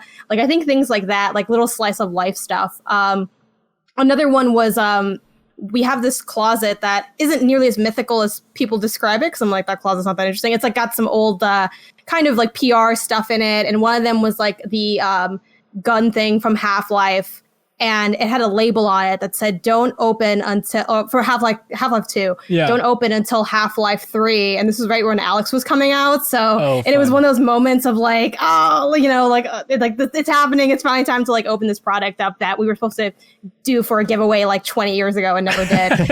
So I think little cutesy stuff like that, because for the most part, I mean, I've had really cool moments at IGN, like the getting to interview Masuda and Omori was like phenomenal, but that's not really an unexpected thing. That's kind of like, I think, more run of the mill. But I think the little slice of life stuff is the stuff that could maybe surprise some people. But other than that, it's a lot of just the day in, day out work of getting things done. Yeah. Just to hand in my gamer card, Masuda Nomori, who is that? Oh, sorry, Masuda and Omori, Pokemon. Oh, okay, gotcha. Yeah. Oh, awesome. How's your chat with them? Oh, it was wonderful. I asked real questions and then a lot of stupid ones at the end that I was very excited we had time for. Stuff like, why does Nurse Joy say, I hope to see you again if she only sees you when you're hurt? The answer being, I think she just likes the player. Like, she's not excited that they're injured and things like that. Yeah, just goofy questions that, they must dream of asking when you're a kid. Totally. I totally get it. Yeah, they must have so much of that. Like, we got to visit Game Freak twice, which was awesome. And I think the first visit when Kyle and I went, we asked like, is there anything they're just sick of talking about or really don't want to do? And the messaging came back from Game Freak like, don't ask that crap about just like, what does a Farfetch taste like? Like, we're so sick of like, what if it was Pokemon, but like dark and morbid? And it's like, I can't imagine those guys just dealing with those questions all the time. Always having to, which one would you eat? Like, yes, that's exactly. always asked. Anyways, Ryan Foshi submits a comment on Patreon saying, howdy, Ben and the Minotaurs. 2 N's. Sure, hello. He says, well, I did it. I finally scaled one of the biggest metaphorical mountains on my backlog. Final Fantasy VII, the original. I rolled credits a couple weeks ago, and to be quite honest, that world and its story and characters have basically infected my mind. I was actually able to remove myself from the present and imagine what it would be like to experience the game right when it came out. On top of that, I loved the relevancy of the game and the themes. The bottom line is that I find myself really wanting to dive deeper into that world, but I'm not sure where I should go next. Should I jump immediately into the remake? Are there any good podcast articles or other supplemental material that make a companion piece to the game / explore the history of its development? Basically, I want to ravenously consume anything and everything Final Fantasy VII. P.S. Red 13 is truly the bestest boy. Interesting. Anna, you melted my heart last Wednesday. Like right when we got done recording the podcast, I was playing Tetris on my Switch, and then I got a notification that Anna is now playing Final Fantasy VII. I was like, yes, I can't believe you actually did it. Yeah. No, I am very serious. I'm committed to the Final Fantasy VII lifestyle. Yeah. I have already played through like the Midgar section, and I'm just sort of sitting for a bit as I think about what I want to do. I'm gonna play through it, I think. But I was just blown away. I was like, oh, this is, for me, it was easy to pick up 7 because I was like, oh yeah, I'm just like breezing through this, because the remake builds out every section like so much. And, it did actually make me really appreciate the remake because like some people are like, oh, it was too long. But I felt like I got so much. I got a lot out of spending that extra time with those characters. And I just like Cloud in the remake so much more than I do in the original, I'd say. There's not much kind there. Of an asshole in like the original one. Yeah, and it's got to be bizarre going back to the original and being like, wait, people were attached to Jessie? She has like 7 lines of dialogue. Like there's really not much to work with there. Yeah. No, and it just showed like it's really making me think about like those were really thoughtful, really great sort of improvements on the original. But yeah, I mean, I was committed. I messaged you asking you if I should play Crisis Core, and now Square, right, trademarked those two. Yeah. So they trademarked The First Soldier and Ever Crisis, which is confusing what that is. But some fans have pointed out that with the Final Fantasy VII compilation, they had a very silly naming structure for it where it was AC, BC, CC, DC. So this is very dumb, but it's Advent Children, then Before Crisis, then Crisis Core, then of course Dirge of Cerberus, We Stand a Legend. And so people were like, oh, so is Ever Crisis going to be technically in the compilation of Final Fantasy VII, which I believe at some point Square even messaged that they considered the remake to be part of that compilation as well. So maybe that's just going to be the name for the version that comes to PC and Xbox is Final Fantasy VII Remake Ever Crisis. Or maybe it's going to be DLC or a new standalone experience where they're taking, no spoilers, but they're taking a certain character from Final Fantasy VII and showing like their journey through Midgar, which would be really interesting. So I don't know what that could possibly be, but the brain rot is real. I support this community member. Ryan, yeah. I don't know. My whole thing is I just like go and I Google and I read as much as I can. And I also like to participate in fandom. So I'll just like go and see like I'll just go and read as much as I can or look at like fun edits. And so look at fan art. And that has like really scratched that itch for me. I mean, for Ryan's point of view, the fact that he hasn't played through Remake is absurd. Yeah, like, that is absolutely play through. what you should that's go like to. The next step. Yeah. And then if you want to be hardcore and absorb all the Final Fantasy VII stuff, they released books that were written by Nojima, I believe, and then translated, but a lot of them are on YouTube, and it's On the Way to a Smile.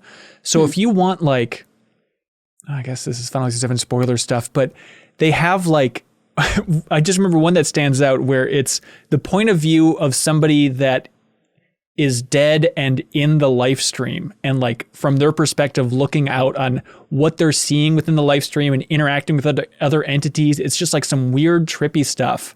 I wish you could tell me who it is because I'm really curious. I guess we can talk about it later. Yeah. But yeah, I would definitely check that out. If you want to get hardcore as well, you can check out The Deepest Dive from MinnMax, our community game club for the Final Fantasy VII Remake, or we did a game club for all of the original Final Fantasy VII back at Game Informer, so you can check that out as well. It's on the YouTube channel, I believe, for Game Informer. It seems silly, but even before you play the remake, you should probably watch the movie Advent Children as well.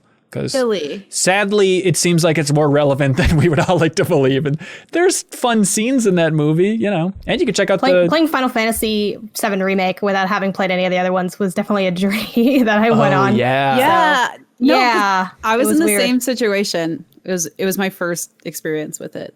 Yeah, it definitely like hits completely differently. So it's always interesting to have those different perspectives. I think though, one thing, so I worked on the guide for Final Fantasy VII Remake. Oh, wow. And I intended to play the original before, but I downloaded it and never played it, and then I had to do the guide. But when I was doing some research on the game before, and I came across Final Fantasy VII in Oral History by Matt Leone over at Polygon. That article is just so fantastic. The blurb, the kind of pitch of it is an inside look at the creation and fallout of Square's industry-defining role-playing game as told by those who were there. It's super fascinating. It contextualizes a lot of things in terms of what the reception or perception of the game and those characters were at the time that it came out. And I think it also brings to light some of like the criticism some people may have of the game in the modern era in terms of how like certain characters are portrayed. Like they dig into Barrett and like how he's sort of a bit of a caricature and what that looked like at the time and why that was shaped this way, and has all these amazing quotes. It's just such a fantastically written article. I gained a lot from it reading it. Even if you aren't into Final Fantasy VII, I think it's just honestly a fantastic read. Yeah. So if you are like, I want more of this, I think that's a great piece to look at, especially as someone who played it in that modern era and didn't get to have that context. Now you can have it through that article. Right. Yeah. And it definitely focuses on like the business side quite a bit, which is great. And but there's one bit that I loved. I believe it's in that article where it's Nomura and Kitase, and they're kind of reflecting on different paths they were going to go with the story.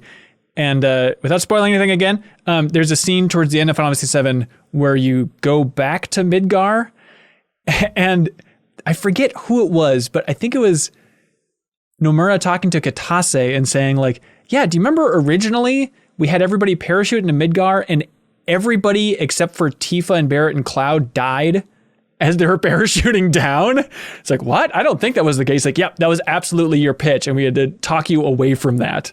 So it's just fun to see all these weird paths they could have gone down, because that would have been the worst ending to Final Fantasy VII. Everybody dies in a parachuting accident. Anyways, Anna, are you sure you're going to keep going with the base game? Oh, yeah, I am. I mean, every time I tweet about this anxiety of spoiling a game that hasn't come out yet, i.e. like the next version of the 7 remake, people are kind of assure me that they think the story's going in different ways, or I'll still sort of have a fresh experience with that. Because playing through, I am happy that I played the remake first. So, yeah. Okay. Sorry, Jeff. Enough Final Fantasy VII talk. Yeah. We'll move on. I feel so bad because like Ben and I take over so many conversations with Final Fantasy now. It's all right. I think the MinnMax. It was like my 3rd game on my top 10 list. So okay, good. Hey, Woj Jed writes in and says, "Hey cohorts, with Game Pass becoming popular, can you see companies releasing shorter gaming experiences and not adding so much fluff? I'm looking at you, Assassin's Creed, because hitting an hour mark may not be as important anymore. Can you see a shift to creating experiences that last 5 to 10 hours instead of 100 hours? As I get older, I find that I have less time to game and prefer shorter, more condensed experiences. Where do you stand on this?" Jeff, this seems like your cup of tea. I don't know that Game Pass would affect that. I guess I don't understand why it would either, because if anything, if you're a publisher who's putting a game on for a limited time, I would think that you would want it to be longer so that there's still more that the person would want to play once it comes off of Game Pass. Oh, that's interesting. I think from maybe Microsoft's perspective is they just want to build out that catalog. They want to be able to tweet out, this game's now in Game Pass, check it out, or just to have more of that wow experience when you see all the games that are in there. So the more smaller games they can pack in, you think it'd be a benefit. And I think of even their acquisition of Double Fine. It's like, I think that's one of the perks. It's like they can crank out a lot of smaller games spawned out of their Amnesia Fortnite system, stuff like that. And now with Double Fine, you just get so many little games you can put in your Game Pass. And once they're done with Psychonauts 2, if they go back to kind of splitting the studio up and releasing smaller games, I think that just pads out the numbers in a if you want to be clinical about it, it's more positive than that. But I think that's the benefit. I guess for Microsoft it is. I don't know that translates to other developers and what they're going to aim for, like in order to get their game on game. I don't think it's hard to get your game on Game Pass. Yeah. So which I guess maybe that would make them feel like, well, if I can make a $5 game or a 5-hour game and get it on there. But I think most are just looking at their community and what they think their community wants. And I think for most of them, the message is still, hey, I want a game that if I get into, I can play for a really long time. Right. Okay. Justin Ray writes in on Patreon and says, according to the Super Smash Bros. Wiki, which of these Smash Bros. Ultimate characters weigh more? I don't know what this unit of measurement is, but let's go right back to the well here, Anna. Cloud or Sephiroth? Who weighs more in Smash Bros. Ultimate? Oh, Cloud. Sephiroth. It's unclear if they're holding the sword. Do you think when they jump on the Smash Brothers scale, if they're holding the sword? I think it would be that they're holding the sword. So at first I was gonna say Cloud, but I feel like Sephiroth is like He's weirdly so big. Like he's the big boofy boy. So yeah, he's built. That's that padding's got to add something to it too. I don't know what you two are thinking. Clearly it's Cloud. He weighs in at 100, whereas Sephiroth weighs in at 79. Just a plain 100. I don't know. He weighs in at what, 9? 79 stones. Okay, big stones. That's surprising though, because, and I'll share this with the community, but there's like this video that just really slows down on the height difference between Sephiroth and Cloud in the remake, and like Cloud is a tall character, but Sephiroth is like NBA player level tall. Maybe it's like the muscle mat. Maybe like Cloud's muscle, because Cloud's really like muscular. Yeah. You have to imagine that Sephiroth is also muscular, but you just can't see it because he wears different kinds of clothing. Well, meanwhile, Cloud is literally like, I bought this tank top one size smaller so I could be all, shiny and muscular. But he's got like really like Cloud's body is like how I used to draw anime characters when I was in middle school. Like he's got that very defined muscle shape. So maybe that's what's adding in the weight. He's kind of small. Yeah. Okay, what about this? Bowser or Donkey Kong? Bowser. Correct. It better be Bowser. It's Bowser, 135, Donkey Kong, 127. I'm going to go with kilograms for weight. Okay, let's go with kilograms. Yeah. This is tough. Anna, is it Peach or Zelda? Who's weighing more? Peach, good call. Comes in at 89, where Zelda is 85, as everybody knows. I think this is the first podcast game that I've been actually good at. I'm really relishing this feeling right now. Does Peach weigh more than Sephiroth? Of course Peach weighs more than Sephiroth. I don't understand why you're confused about this. It's clearly canon in Smash. Now I want to know how much Kirby weighs. Anyways, Jordan Blaney submits a comment or question on Patreon and says, what is the oldest piece of technology you still actively use? I still listen to podcasts on an iPod Touch I bought in 2011 and it works great. That's amazing. This is tough. Oldest piece of technology you actively use. The GameCube. Ooh. I'm still playing Melee on there pretty regularly. Sorry, there's something in my eye, so I'm like winking profusely, like GameCube, right? I think that'd be it in terms of like physical tech. It's funny, I was prepping for this and I brought this up to my boyfriend. He mentioned email because email's really old. I don't think that's what they meant by the question. He's like, a pen? I'm like, we're done with the conversation. Good night. It's 9 a.m., but good night. Hang on, get your boyfriend on the podcast. He seems to really be tailor-made for this question. He's got it. I have a lot of old tech just from a gaming perspective. Like I literally got a Vita this Christmas because I don't know what year this is, but I'm excited about it. But I think in terms of retro stuff I actually use, because I do have an N64 handy to replay Pokemon Snap in preparation for the game that isn't coming out this year. Right. It's not coming out. But yeah, I think the GameCube gets the most regular use of my retro stuff. Yeah. That's smart. Yeah, probably PS2 on this end for retro stuff. I'm trying to remember. I guess we just streamed some old DVDs and stuff from a PS2 a while ago. So probably that. But actively, I don't know if I'm actively using a PlayStation 2, but anybody else have a good answer for this one? I have a 2012 Roku that I used to stream on my TV. That's good. Yeah. I was going to say, I think my receiver has to be probably older than 20 years at this point. Like it was made way before HDMI, which is actually a problem because I was thinking about, like when I upgrade to PS5, they no longer have a digital audio port on it. And so I don't know what kind of trickery I'm going to have to get up to in order to get that running through my speakers. But yeah, have fun.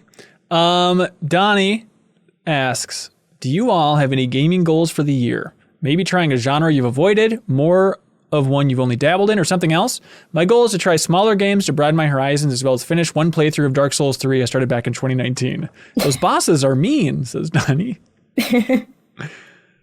That's what I hear. Mine's always to beat more games than I beat the year before. I only started keeping track of this, so I don't really know what my old school childhood numbers are. But last year I beat 28 games. That's really good. Going for 29. How do you factor that in? For like living games, there's a lot of stuff where it's like, well, I didn't see credits, but I'm done-ish. Yeah, usually it requires a credits roll for me. I think there have been a few exceptions. Like I beat Mutant Muds, I think that was this year. And when you beat all the main worlds, credits don't roll, which was very unsatisfying because it was a very hard game. Play Mutant Muds if you're into platformers. It's pretty fun. But for the most part, that ends up being like fairly simple to deduce. It needs to have a campaign as well. I think occasionally I'll make an exception if it seems like it's warranted. But like a game like Dreams has a campaign, so I counted that as completed when the campaign was done, even though you could theoretically play forever. Animal Crossing, same deal. Credits do roll. Spoilers, like when you finish your things, something happens in case you don't know it yet.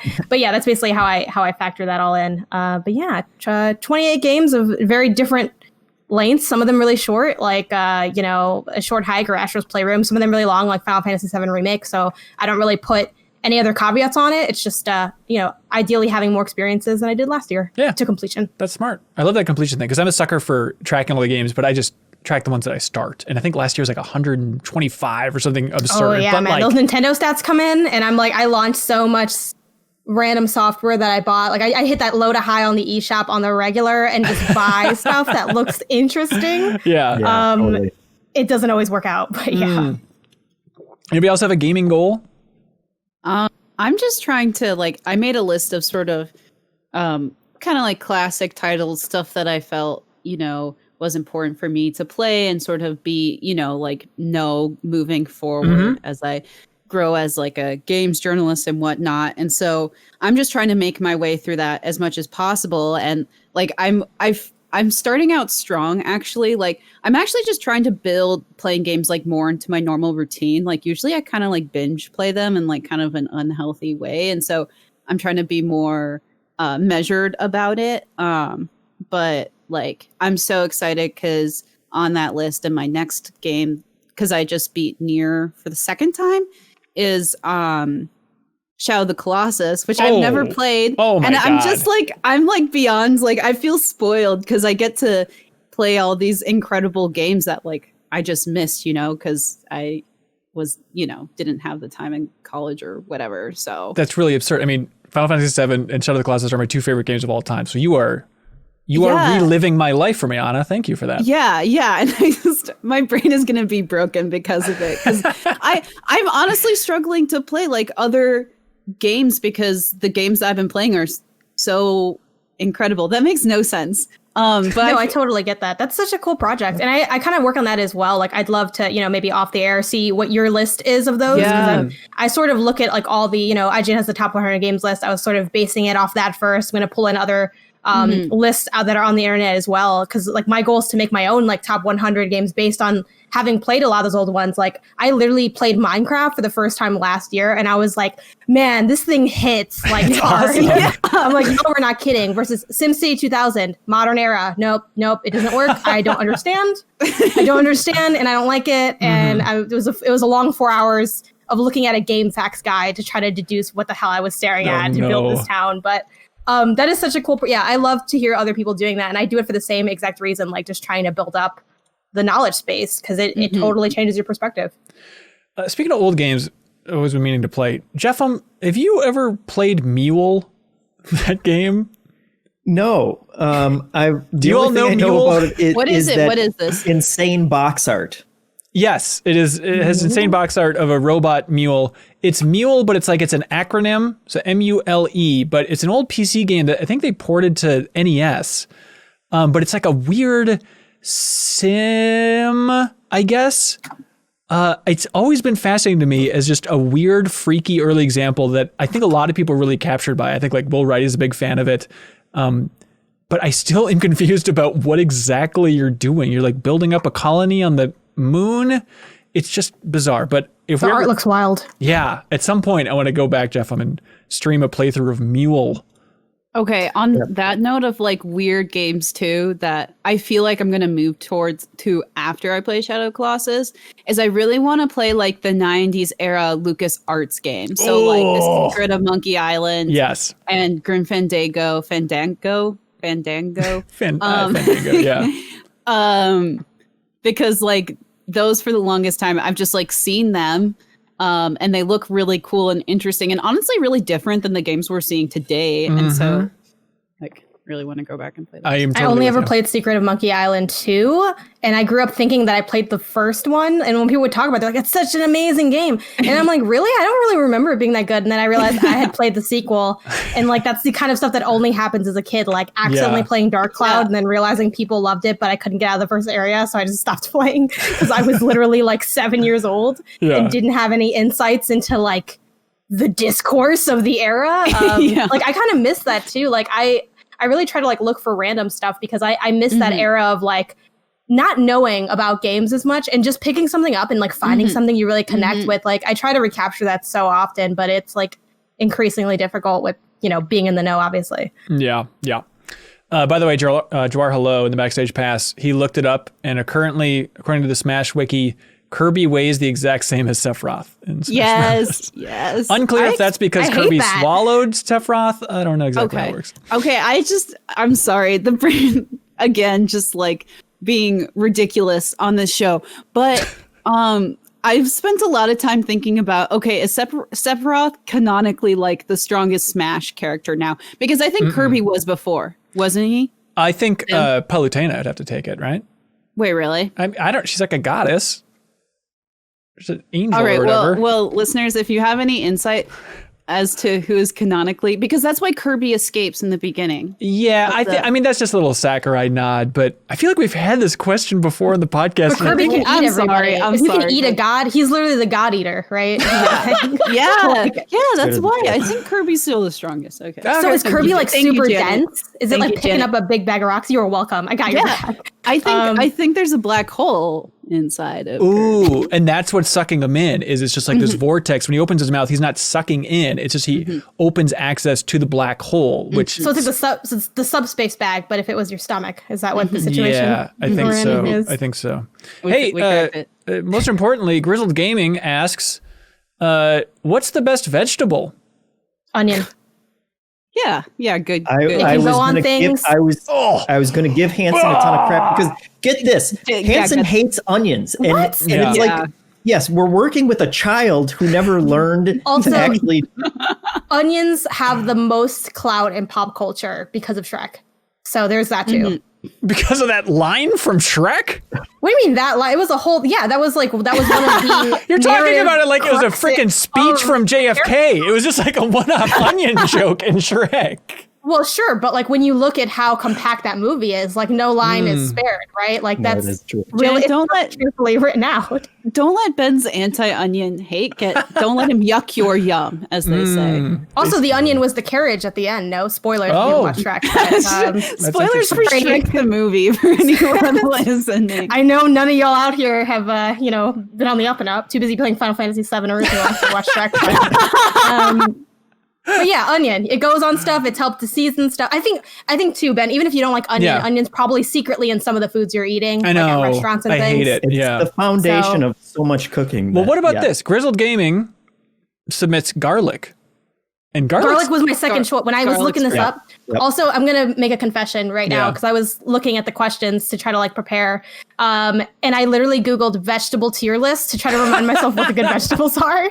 Like that is in my search history and it's so embarrassing. And garlic came up and garlic, same thing, seasoning.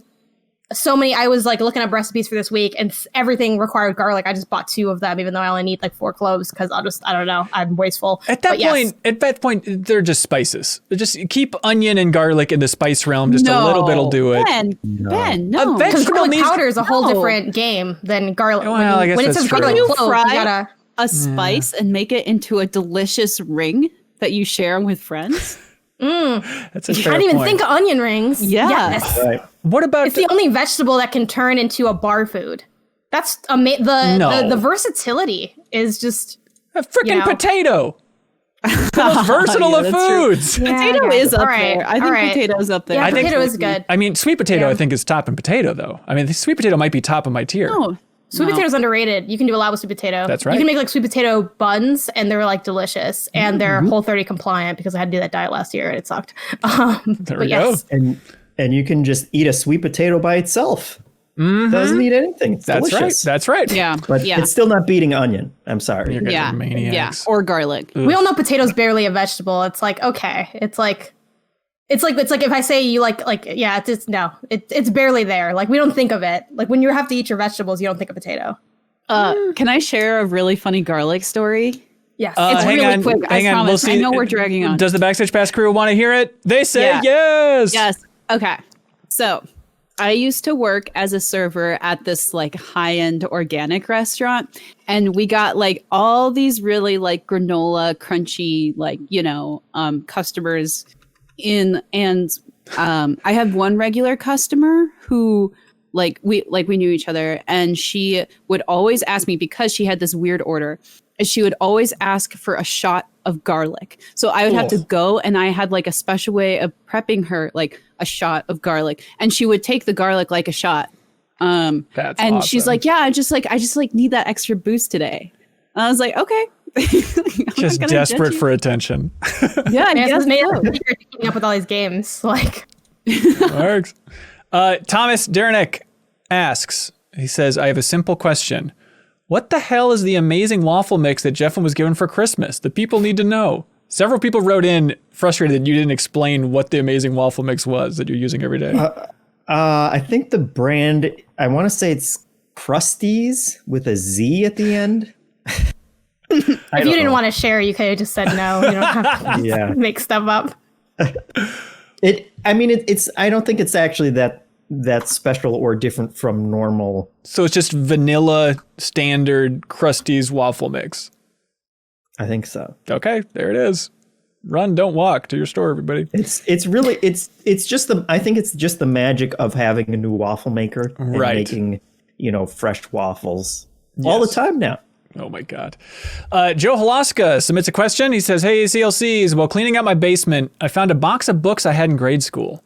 One of them was the 1999 Guinness Book of World Records, published on May 11th, 1999, which had several pages of video game records that would have been accurate as of probably the very end of 1998 or early 1999. Just for fun, I was curious to see if you all can guess the record holders from back then. Okay. Like the people? Well, what Billy do you Mitchell? think? Yes, Billy Mitchell takes them all. Okay, so here's the questions.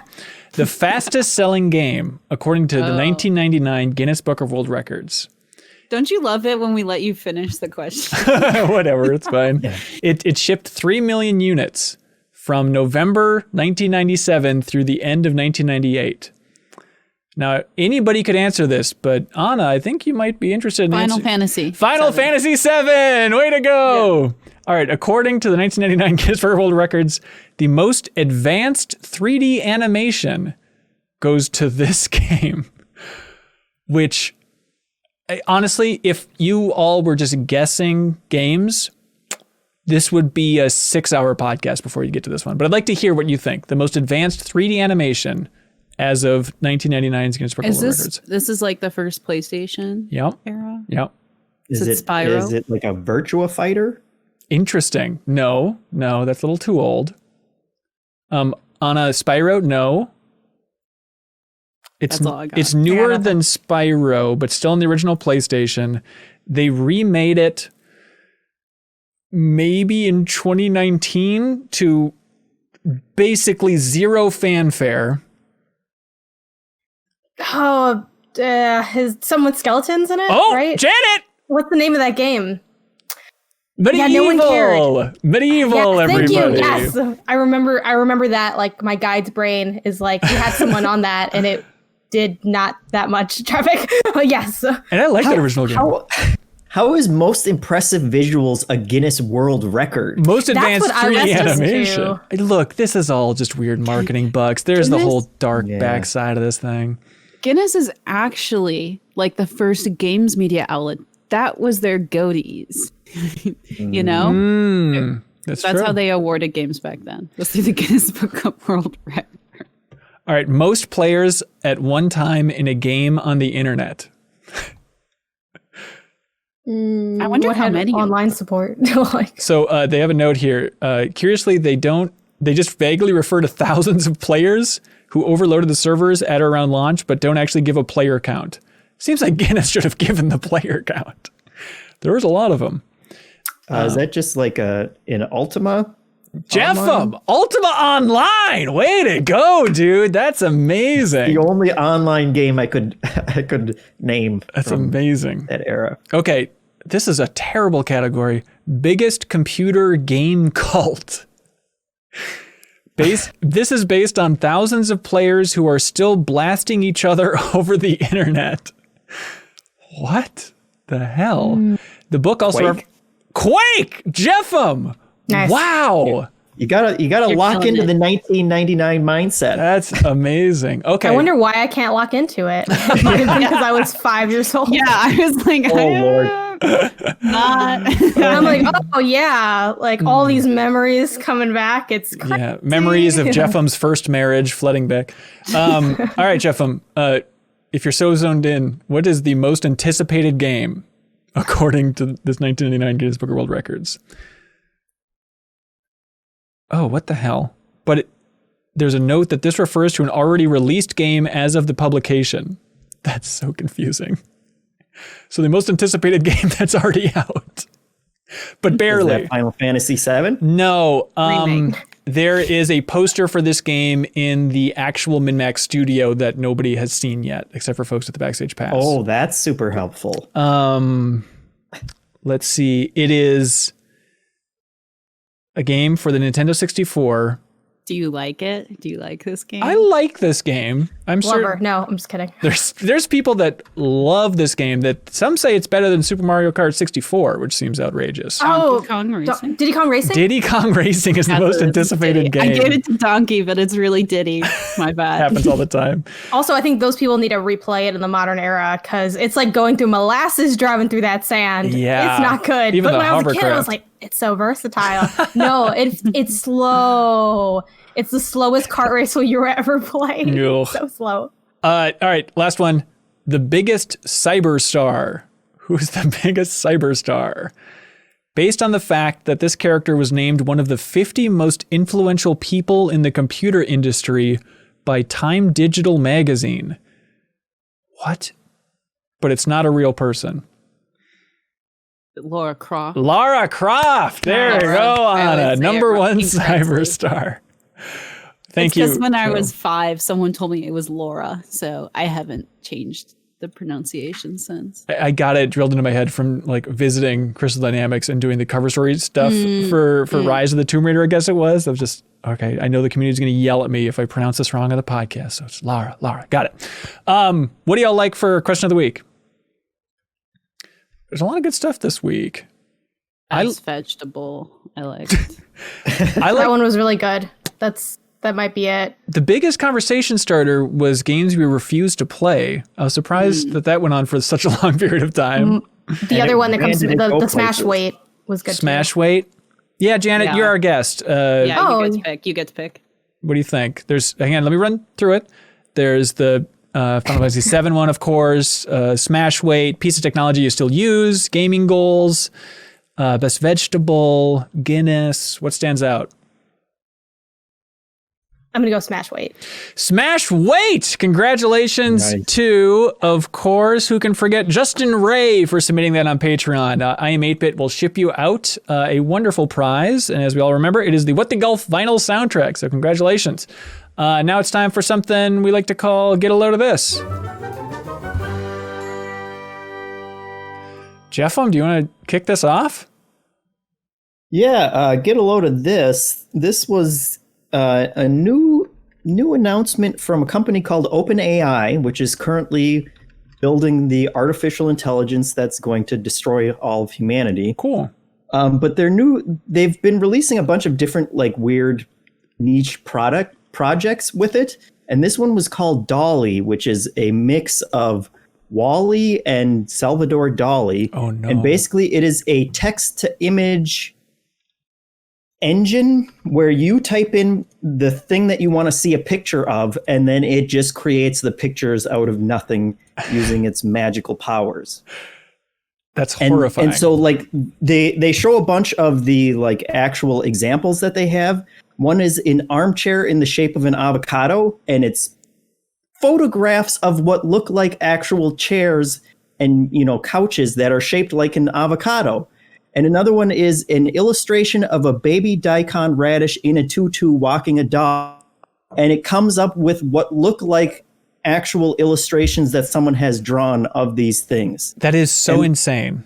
And part of it is that it's kind of like a double technology where it's the DALL-E part of the program is making all of these pictures, but it's doing like 2,000 variations.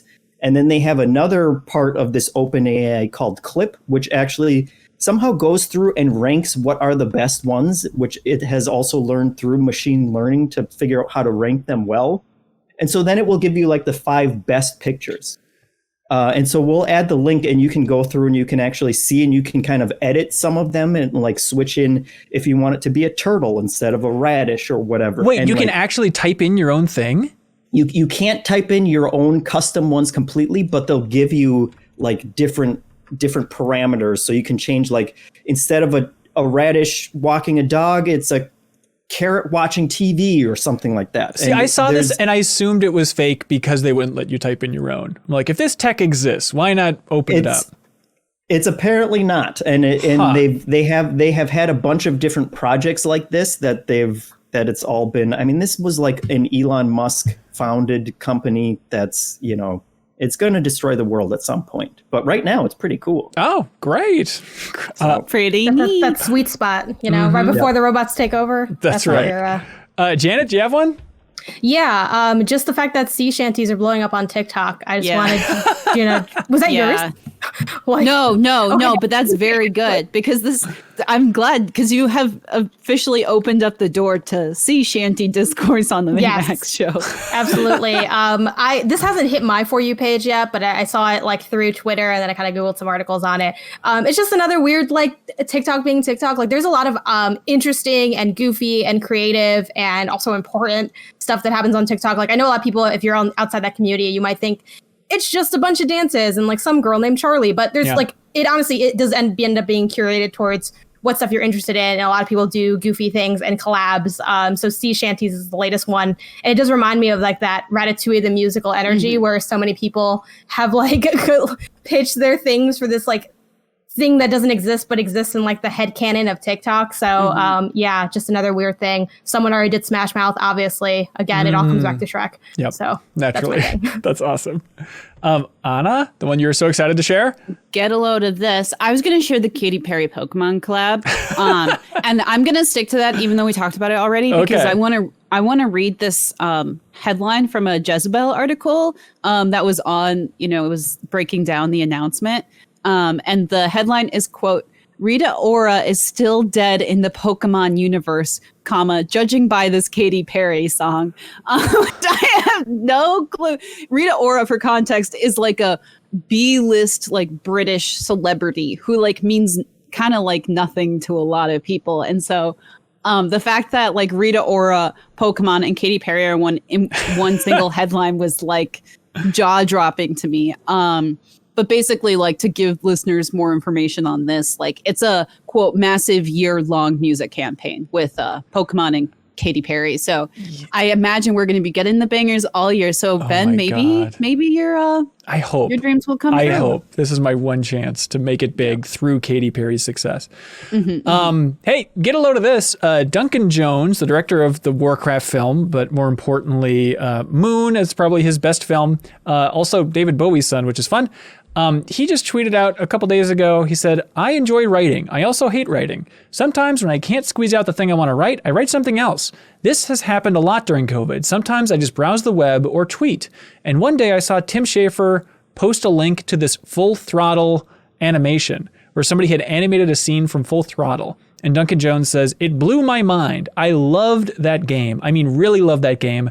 So the next time I had one of those freezes, I started writing this, a complete fan script for the LucasArts classic Full Throttle. And then he just tweeted out an entire script for a film version of Full Throttle, which is unbelievable. Speaking of old LucasArts stuff, Anna, like this is on my backlog. I've been meaning to play Full Throttle for so long. And so it's so fun for Duncan Jones to celebrate that game in a way. Because I guess, what do you have to lose? Like, no studios, well, I guess Disney owns Full Throttle now, but they're not going to make a film version. So why not just tweet it out for the world to enjoy this weird fan script? Maybe they'll make it now. They have the script. Like Ratatouille the musical. That's right. All the people are going to collectively come together. You have to do a table reading of that script. I think we should, like for Extra Life or something. Like that'd be super fun. That would be really fun, actually. Yeah, so. I'll write it down. Jeff, do you have one from the community, from the Discord? Yeah, get a load of this. Janet nailed it. It was that flow state of Fernwa linked to a Vulture article about why everyone is singing sea shanties now on TikTok. And the door's open. The quote that he pulled out from because it was kind of talking about why it's become so popular. And the quote that he pulled out that was really interesting was, "We're all stuck staring at tiny screens in our own tiny individual boxes, desperately wanting to sing loudly into a stranger's face while knowing that singing loudly into a stranger's face is incredibly dangerous right now." And it really breaks down like the entire phenomenon, and has some example videos and stuff which are really fun. So Perfect. Check that out. How about I send you another one, Jeff, and you can say it's from the community, and you can tell me if it's interesting or if I'm just out of my mind. Okay, I'm sending it to you. Why don't you just tell us right now? Okay, fine. Ian Bogost, game developer. Yeah, but what's that? I'm joking. I was trying to make a joke where you pronounce it Bogost. Bogost. Yeah. He just tweeted out one of those sentences that's like, yeah, whatever. And then I can't stop thinking about it, where he just tweeted out, "Video game stairs are just ramps." And like a lot of people have retweeted, and it really made me think of like, yeah, it is that weird reminder of the state of current video game technology is stairs have never really existed in games. It's all just an illusion. It's all just a ramp. But correct me if I'm wrong. Correct me if there is an actual staircase in any game. I saw some people replying being like, "Hello, Qbert says hi. That's the stair game." But outside of that, actually putting a foot on a stair specifically, pretty unheard of. Anyways, that's it for that one. Janet, would you like to plug your Patreon and podcast and everything else under the sun? Yeah, sure. So I have my Patreon. It's patreon.com/GameOnysus. That's Game ONYSUS. I also have my podcast. It's a weekly news roundup. It's just me right now, and it's like a 20 to 30 minute quick hit of the biggest news stories. That's Game Honest Weekly. It's currently on Spotify, Apple, and Google Play is in the works. Like the RSS feed is floating in the ether of those virtual offices, which sounds scary, but that should be there. I'll be tweeting that out. The podcast is also on YouTube, which YouTube channel is also Game Honest. It's pretty much where you can find me everywhere all the time. I stream on Twitch, again, same handle. Currently, my streams are Tuesdays. We do Black Lives Matter fundraising with different orgs and playing indie games from the itch.io bundle for racial justice and equality. So my goal is to do that until I play all the games, which would take 30 years. We're on year 2. Let's go. A lot of Animal Crossing. And then Best of 2021 Watch happens Fridays, 3 to 7 PT, where I play whatever's hot, whatever's coming up next. That could be a best of, could be game of the year, could be best story of the year. We're kind of going to sift through that. So if you don't got time to play games, watch me play the games, figure out what you like, and then boom, time saved. Perfect. Awesome. And the links are below for everybody if you're curious. Also on MinnMax's end, we have the deepest dive on Cyberpunk 2077. We're going to be rounding it off for the grand finale for the discussion next week. So if you want to submit a comment about Act 3 of that game or anything that we've missed in our discussion, you can submit it over on Patreon on Monday, and then we'll read it for next week's discussion. Also, this Friday, we have an episode of our music podcast Crossfade going live, and Suriel Vasquez is the guest, and it's all about MF Doom. Talking about his career a little bit in that same vein as the Van Halen special that we had a while ago. So a deep dive into MF Doom. So if you're curious, if you're a fan, anything under the sun, you can subscribe to Crossfade, our music podcast. And it's a standalone podcast wherever you get your favorite podcast. So check it out. Also, Thanks to the following Patreon supporters for the generous support of MinnMax, the $50 tier. I'm talking about Kris, BeatenDownBrian, I Am 8-Bit, PrettyGoodPrinting.com, Jawarhello, Mirko Arico-Torreno, Zachary Pligge, Mark Seliga, Bucket of Jello, Andrew Vala, Ludwig Roque, Jesse Vitelli, SuperSeriousSam, Thomas Hoster, Yarrow, SpiralInYourEyes, Clint Farley, Richard Smuts, Clayton Myers, Spider Dan, Preetham Yarlagadda, Starkiller, Zach Eink, Slick Nick, Steve Bamdad. Thank you so much, everybody. Janet, thank you for joining us. You've been great. And everybody else, be good, have fun, let's go.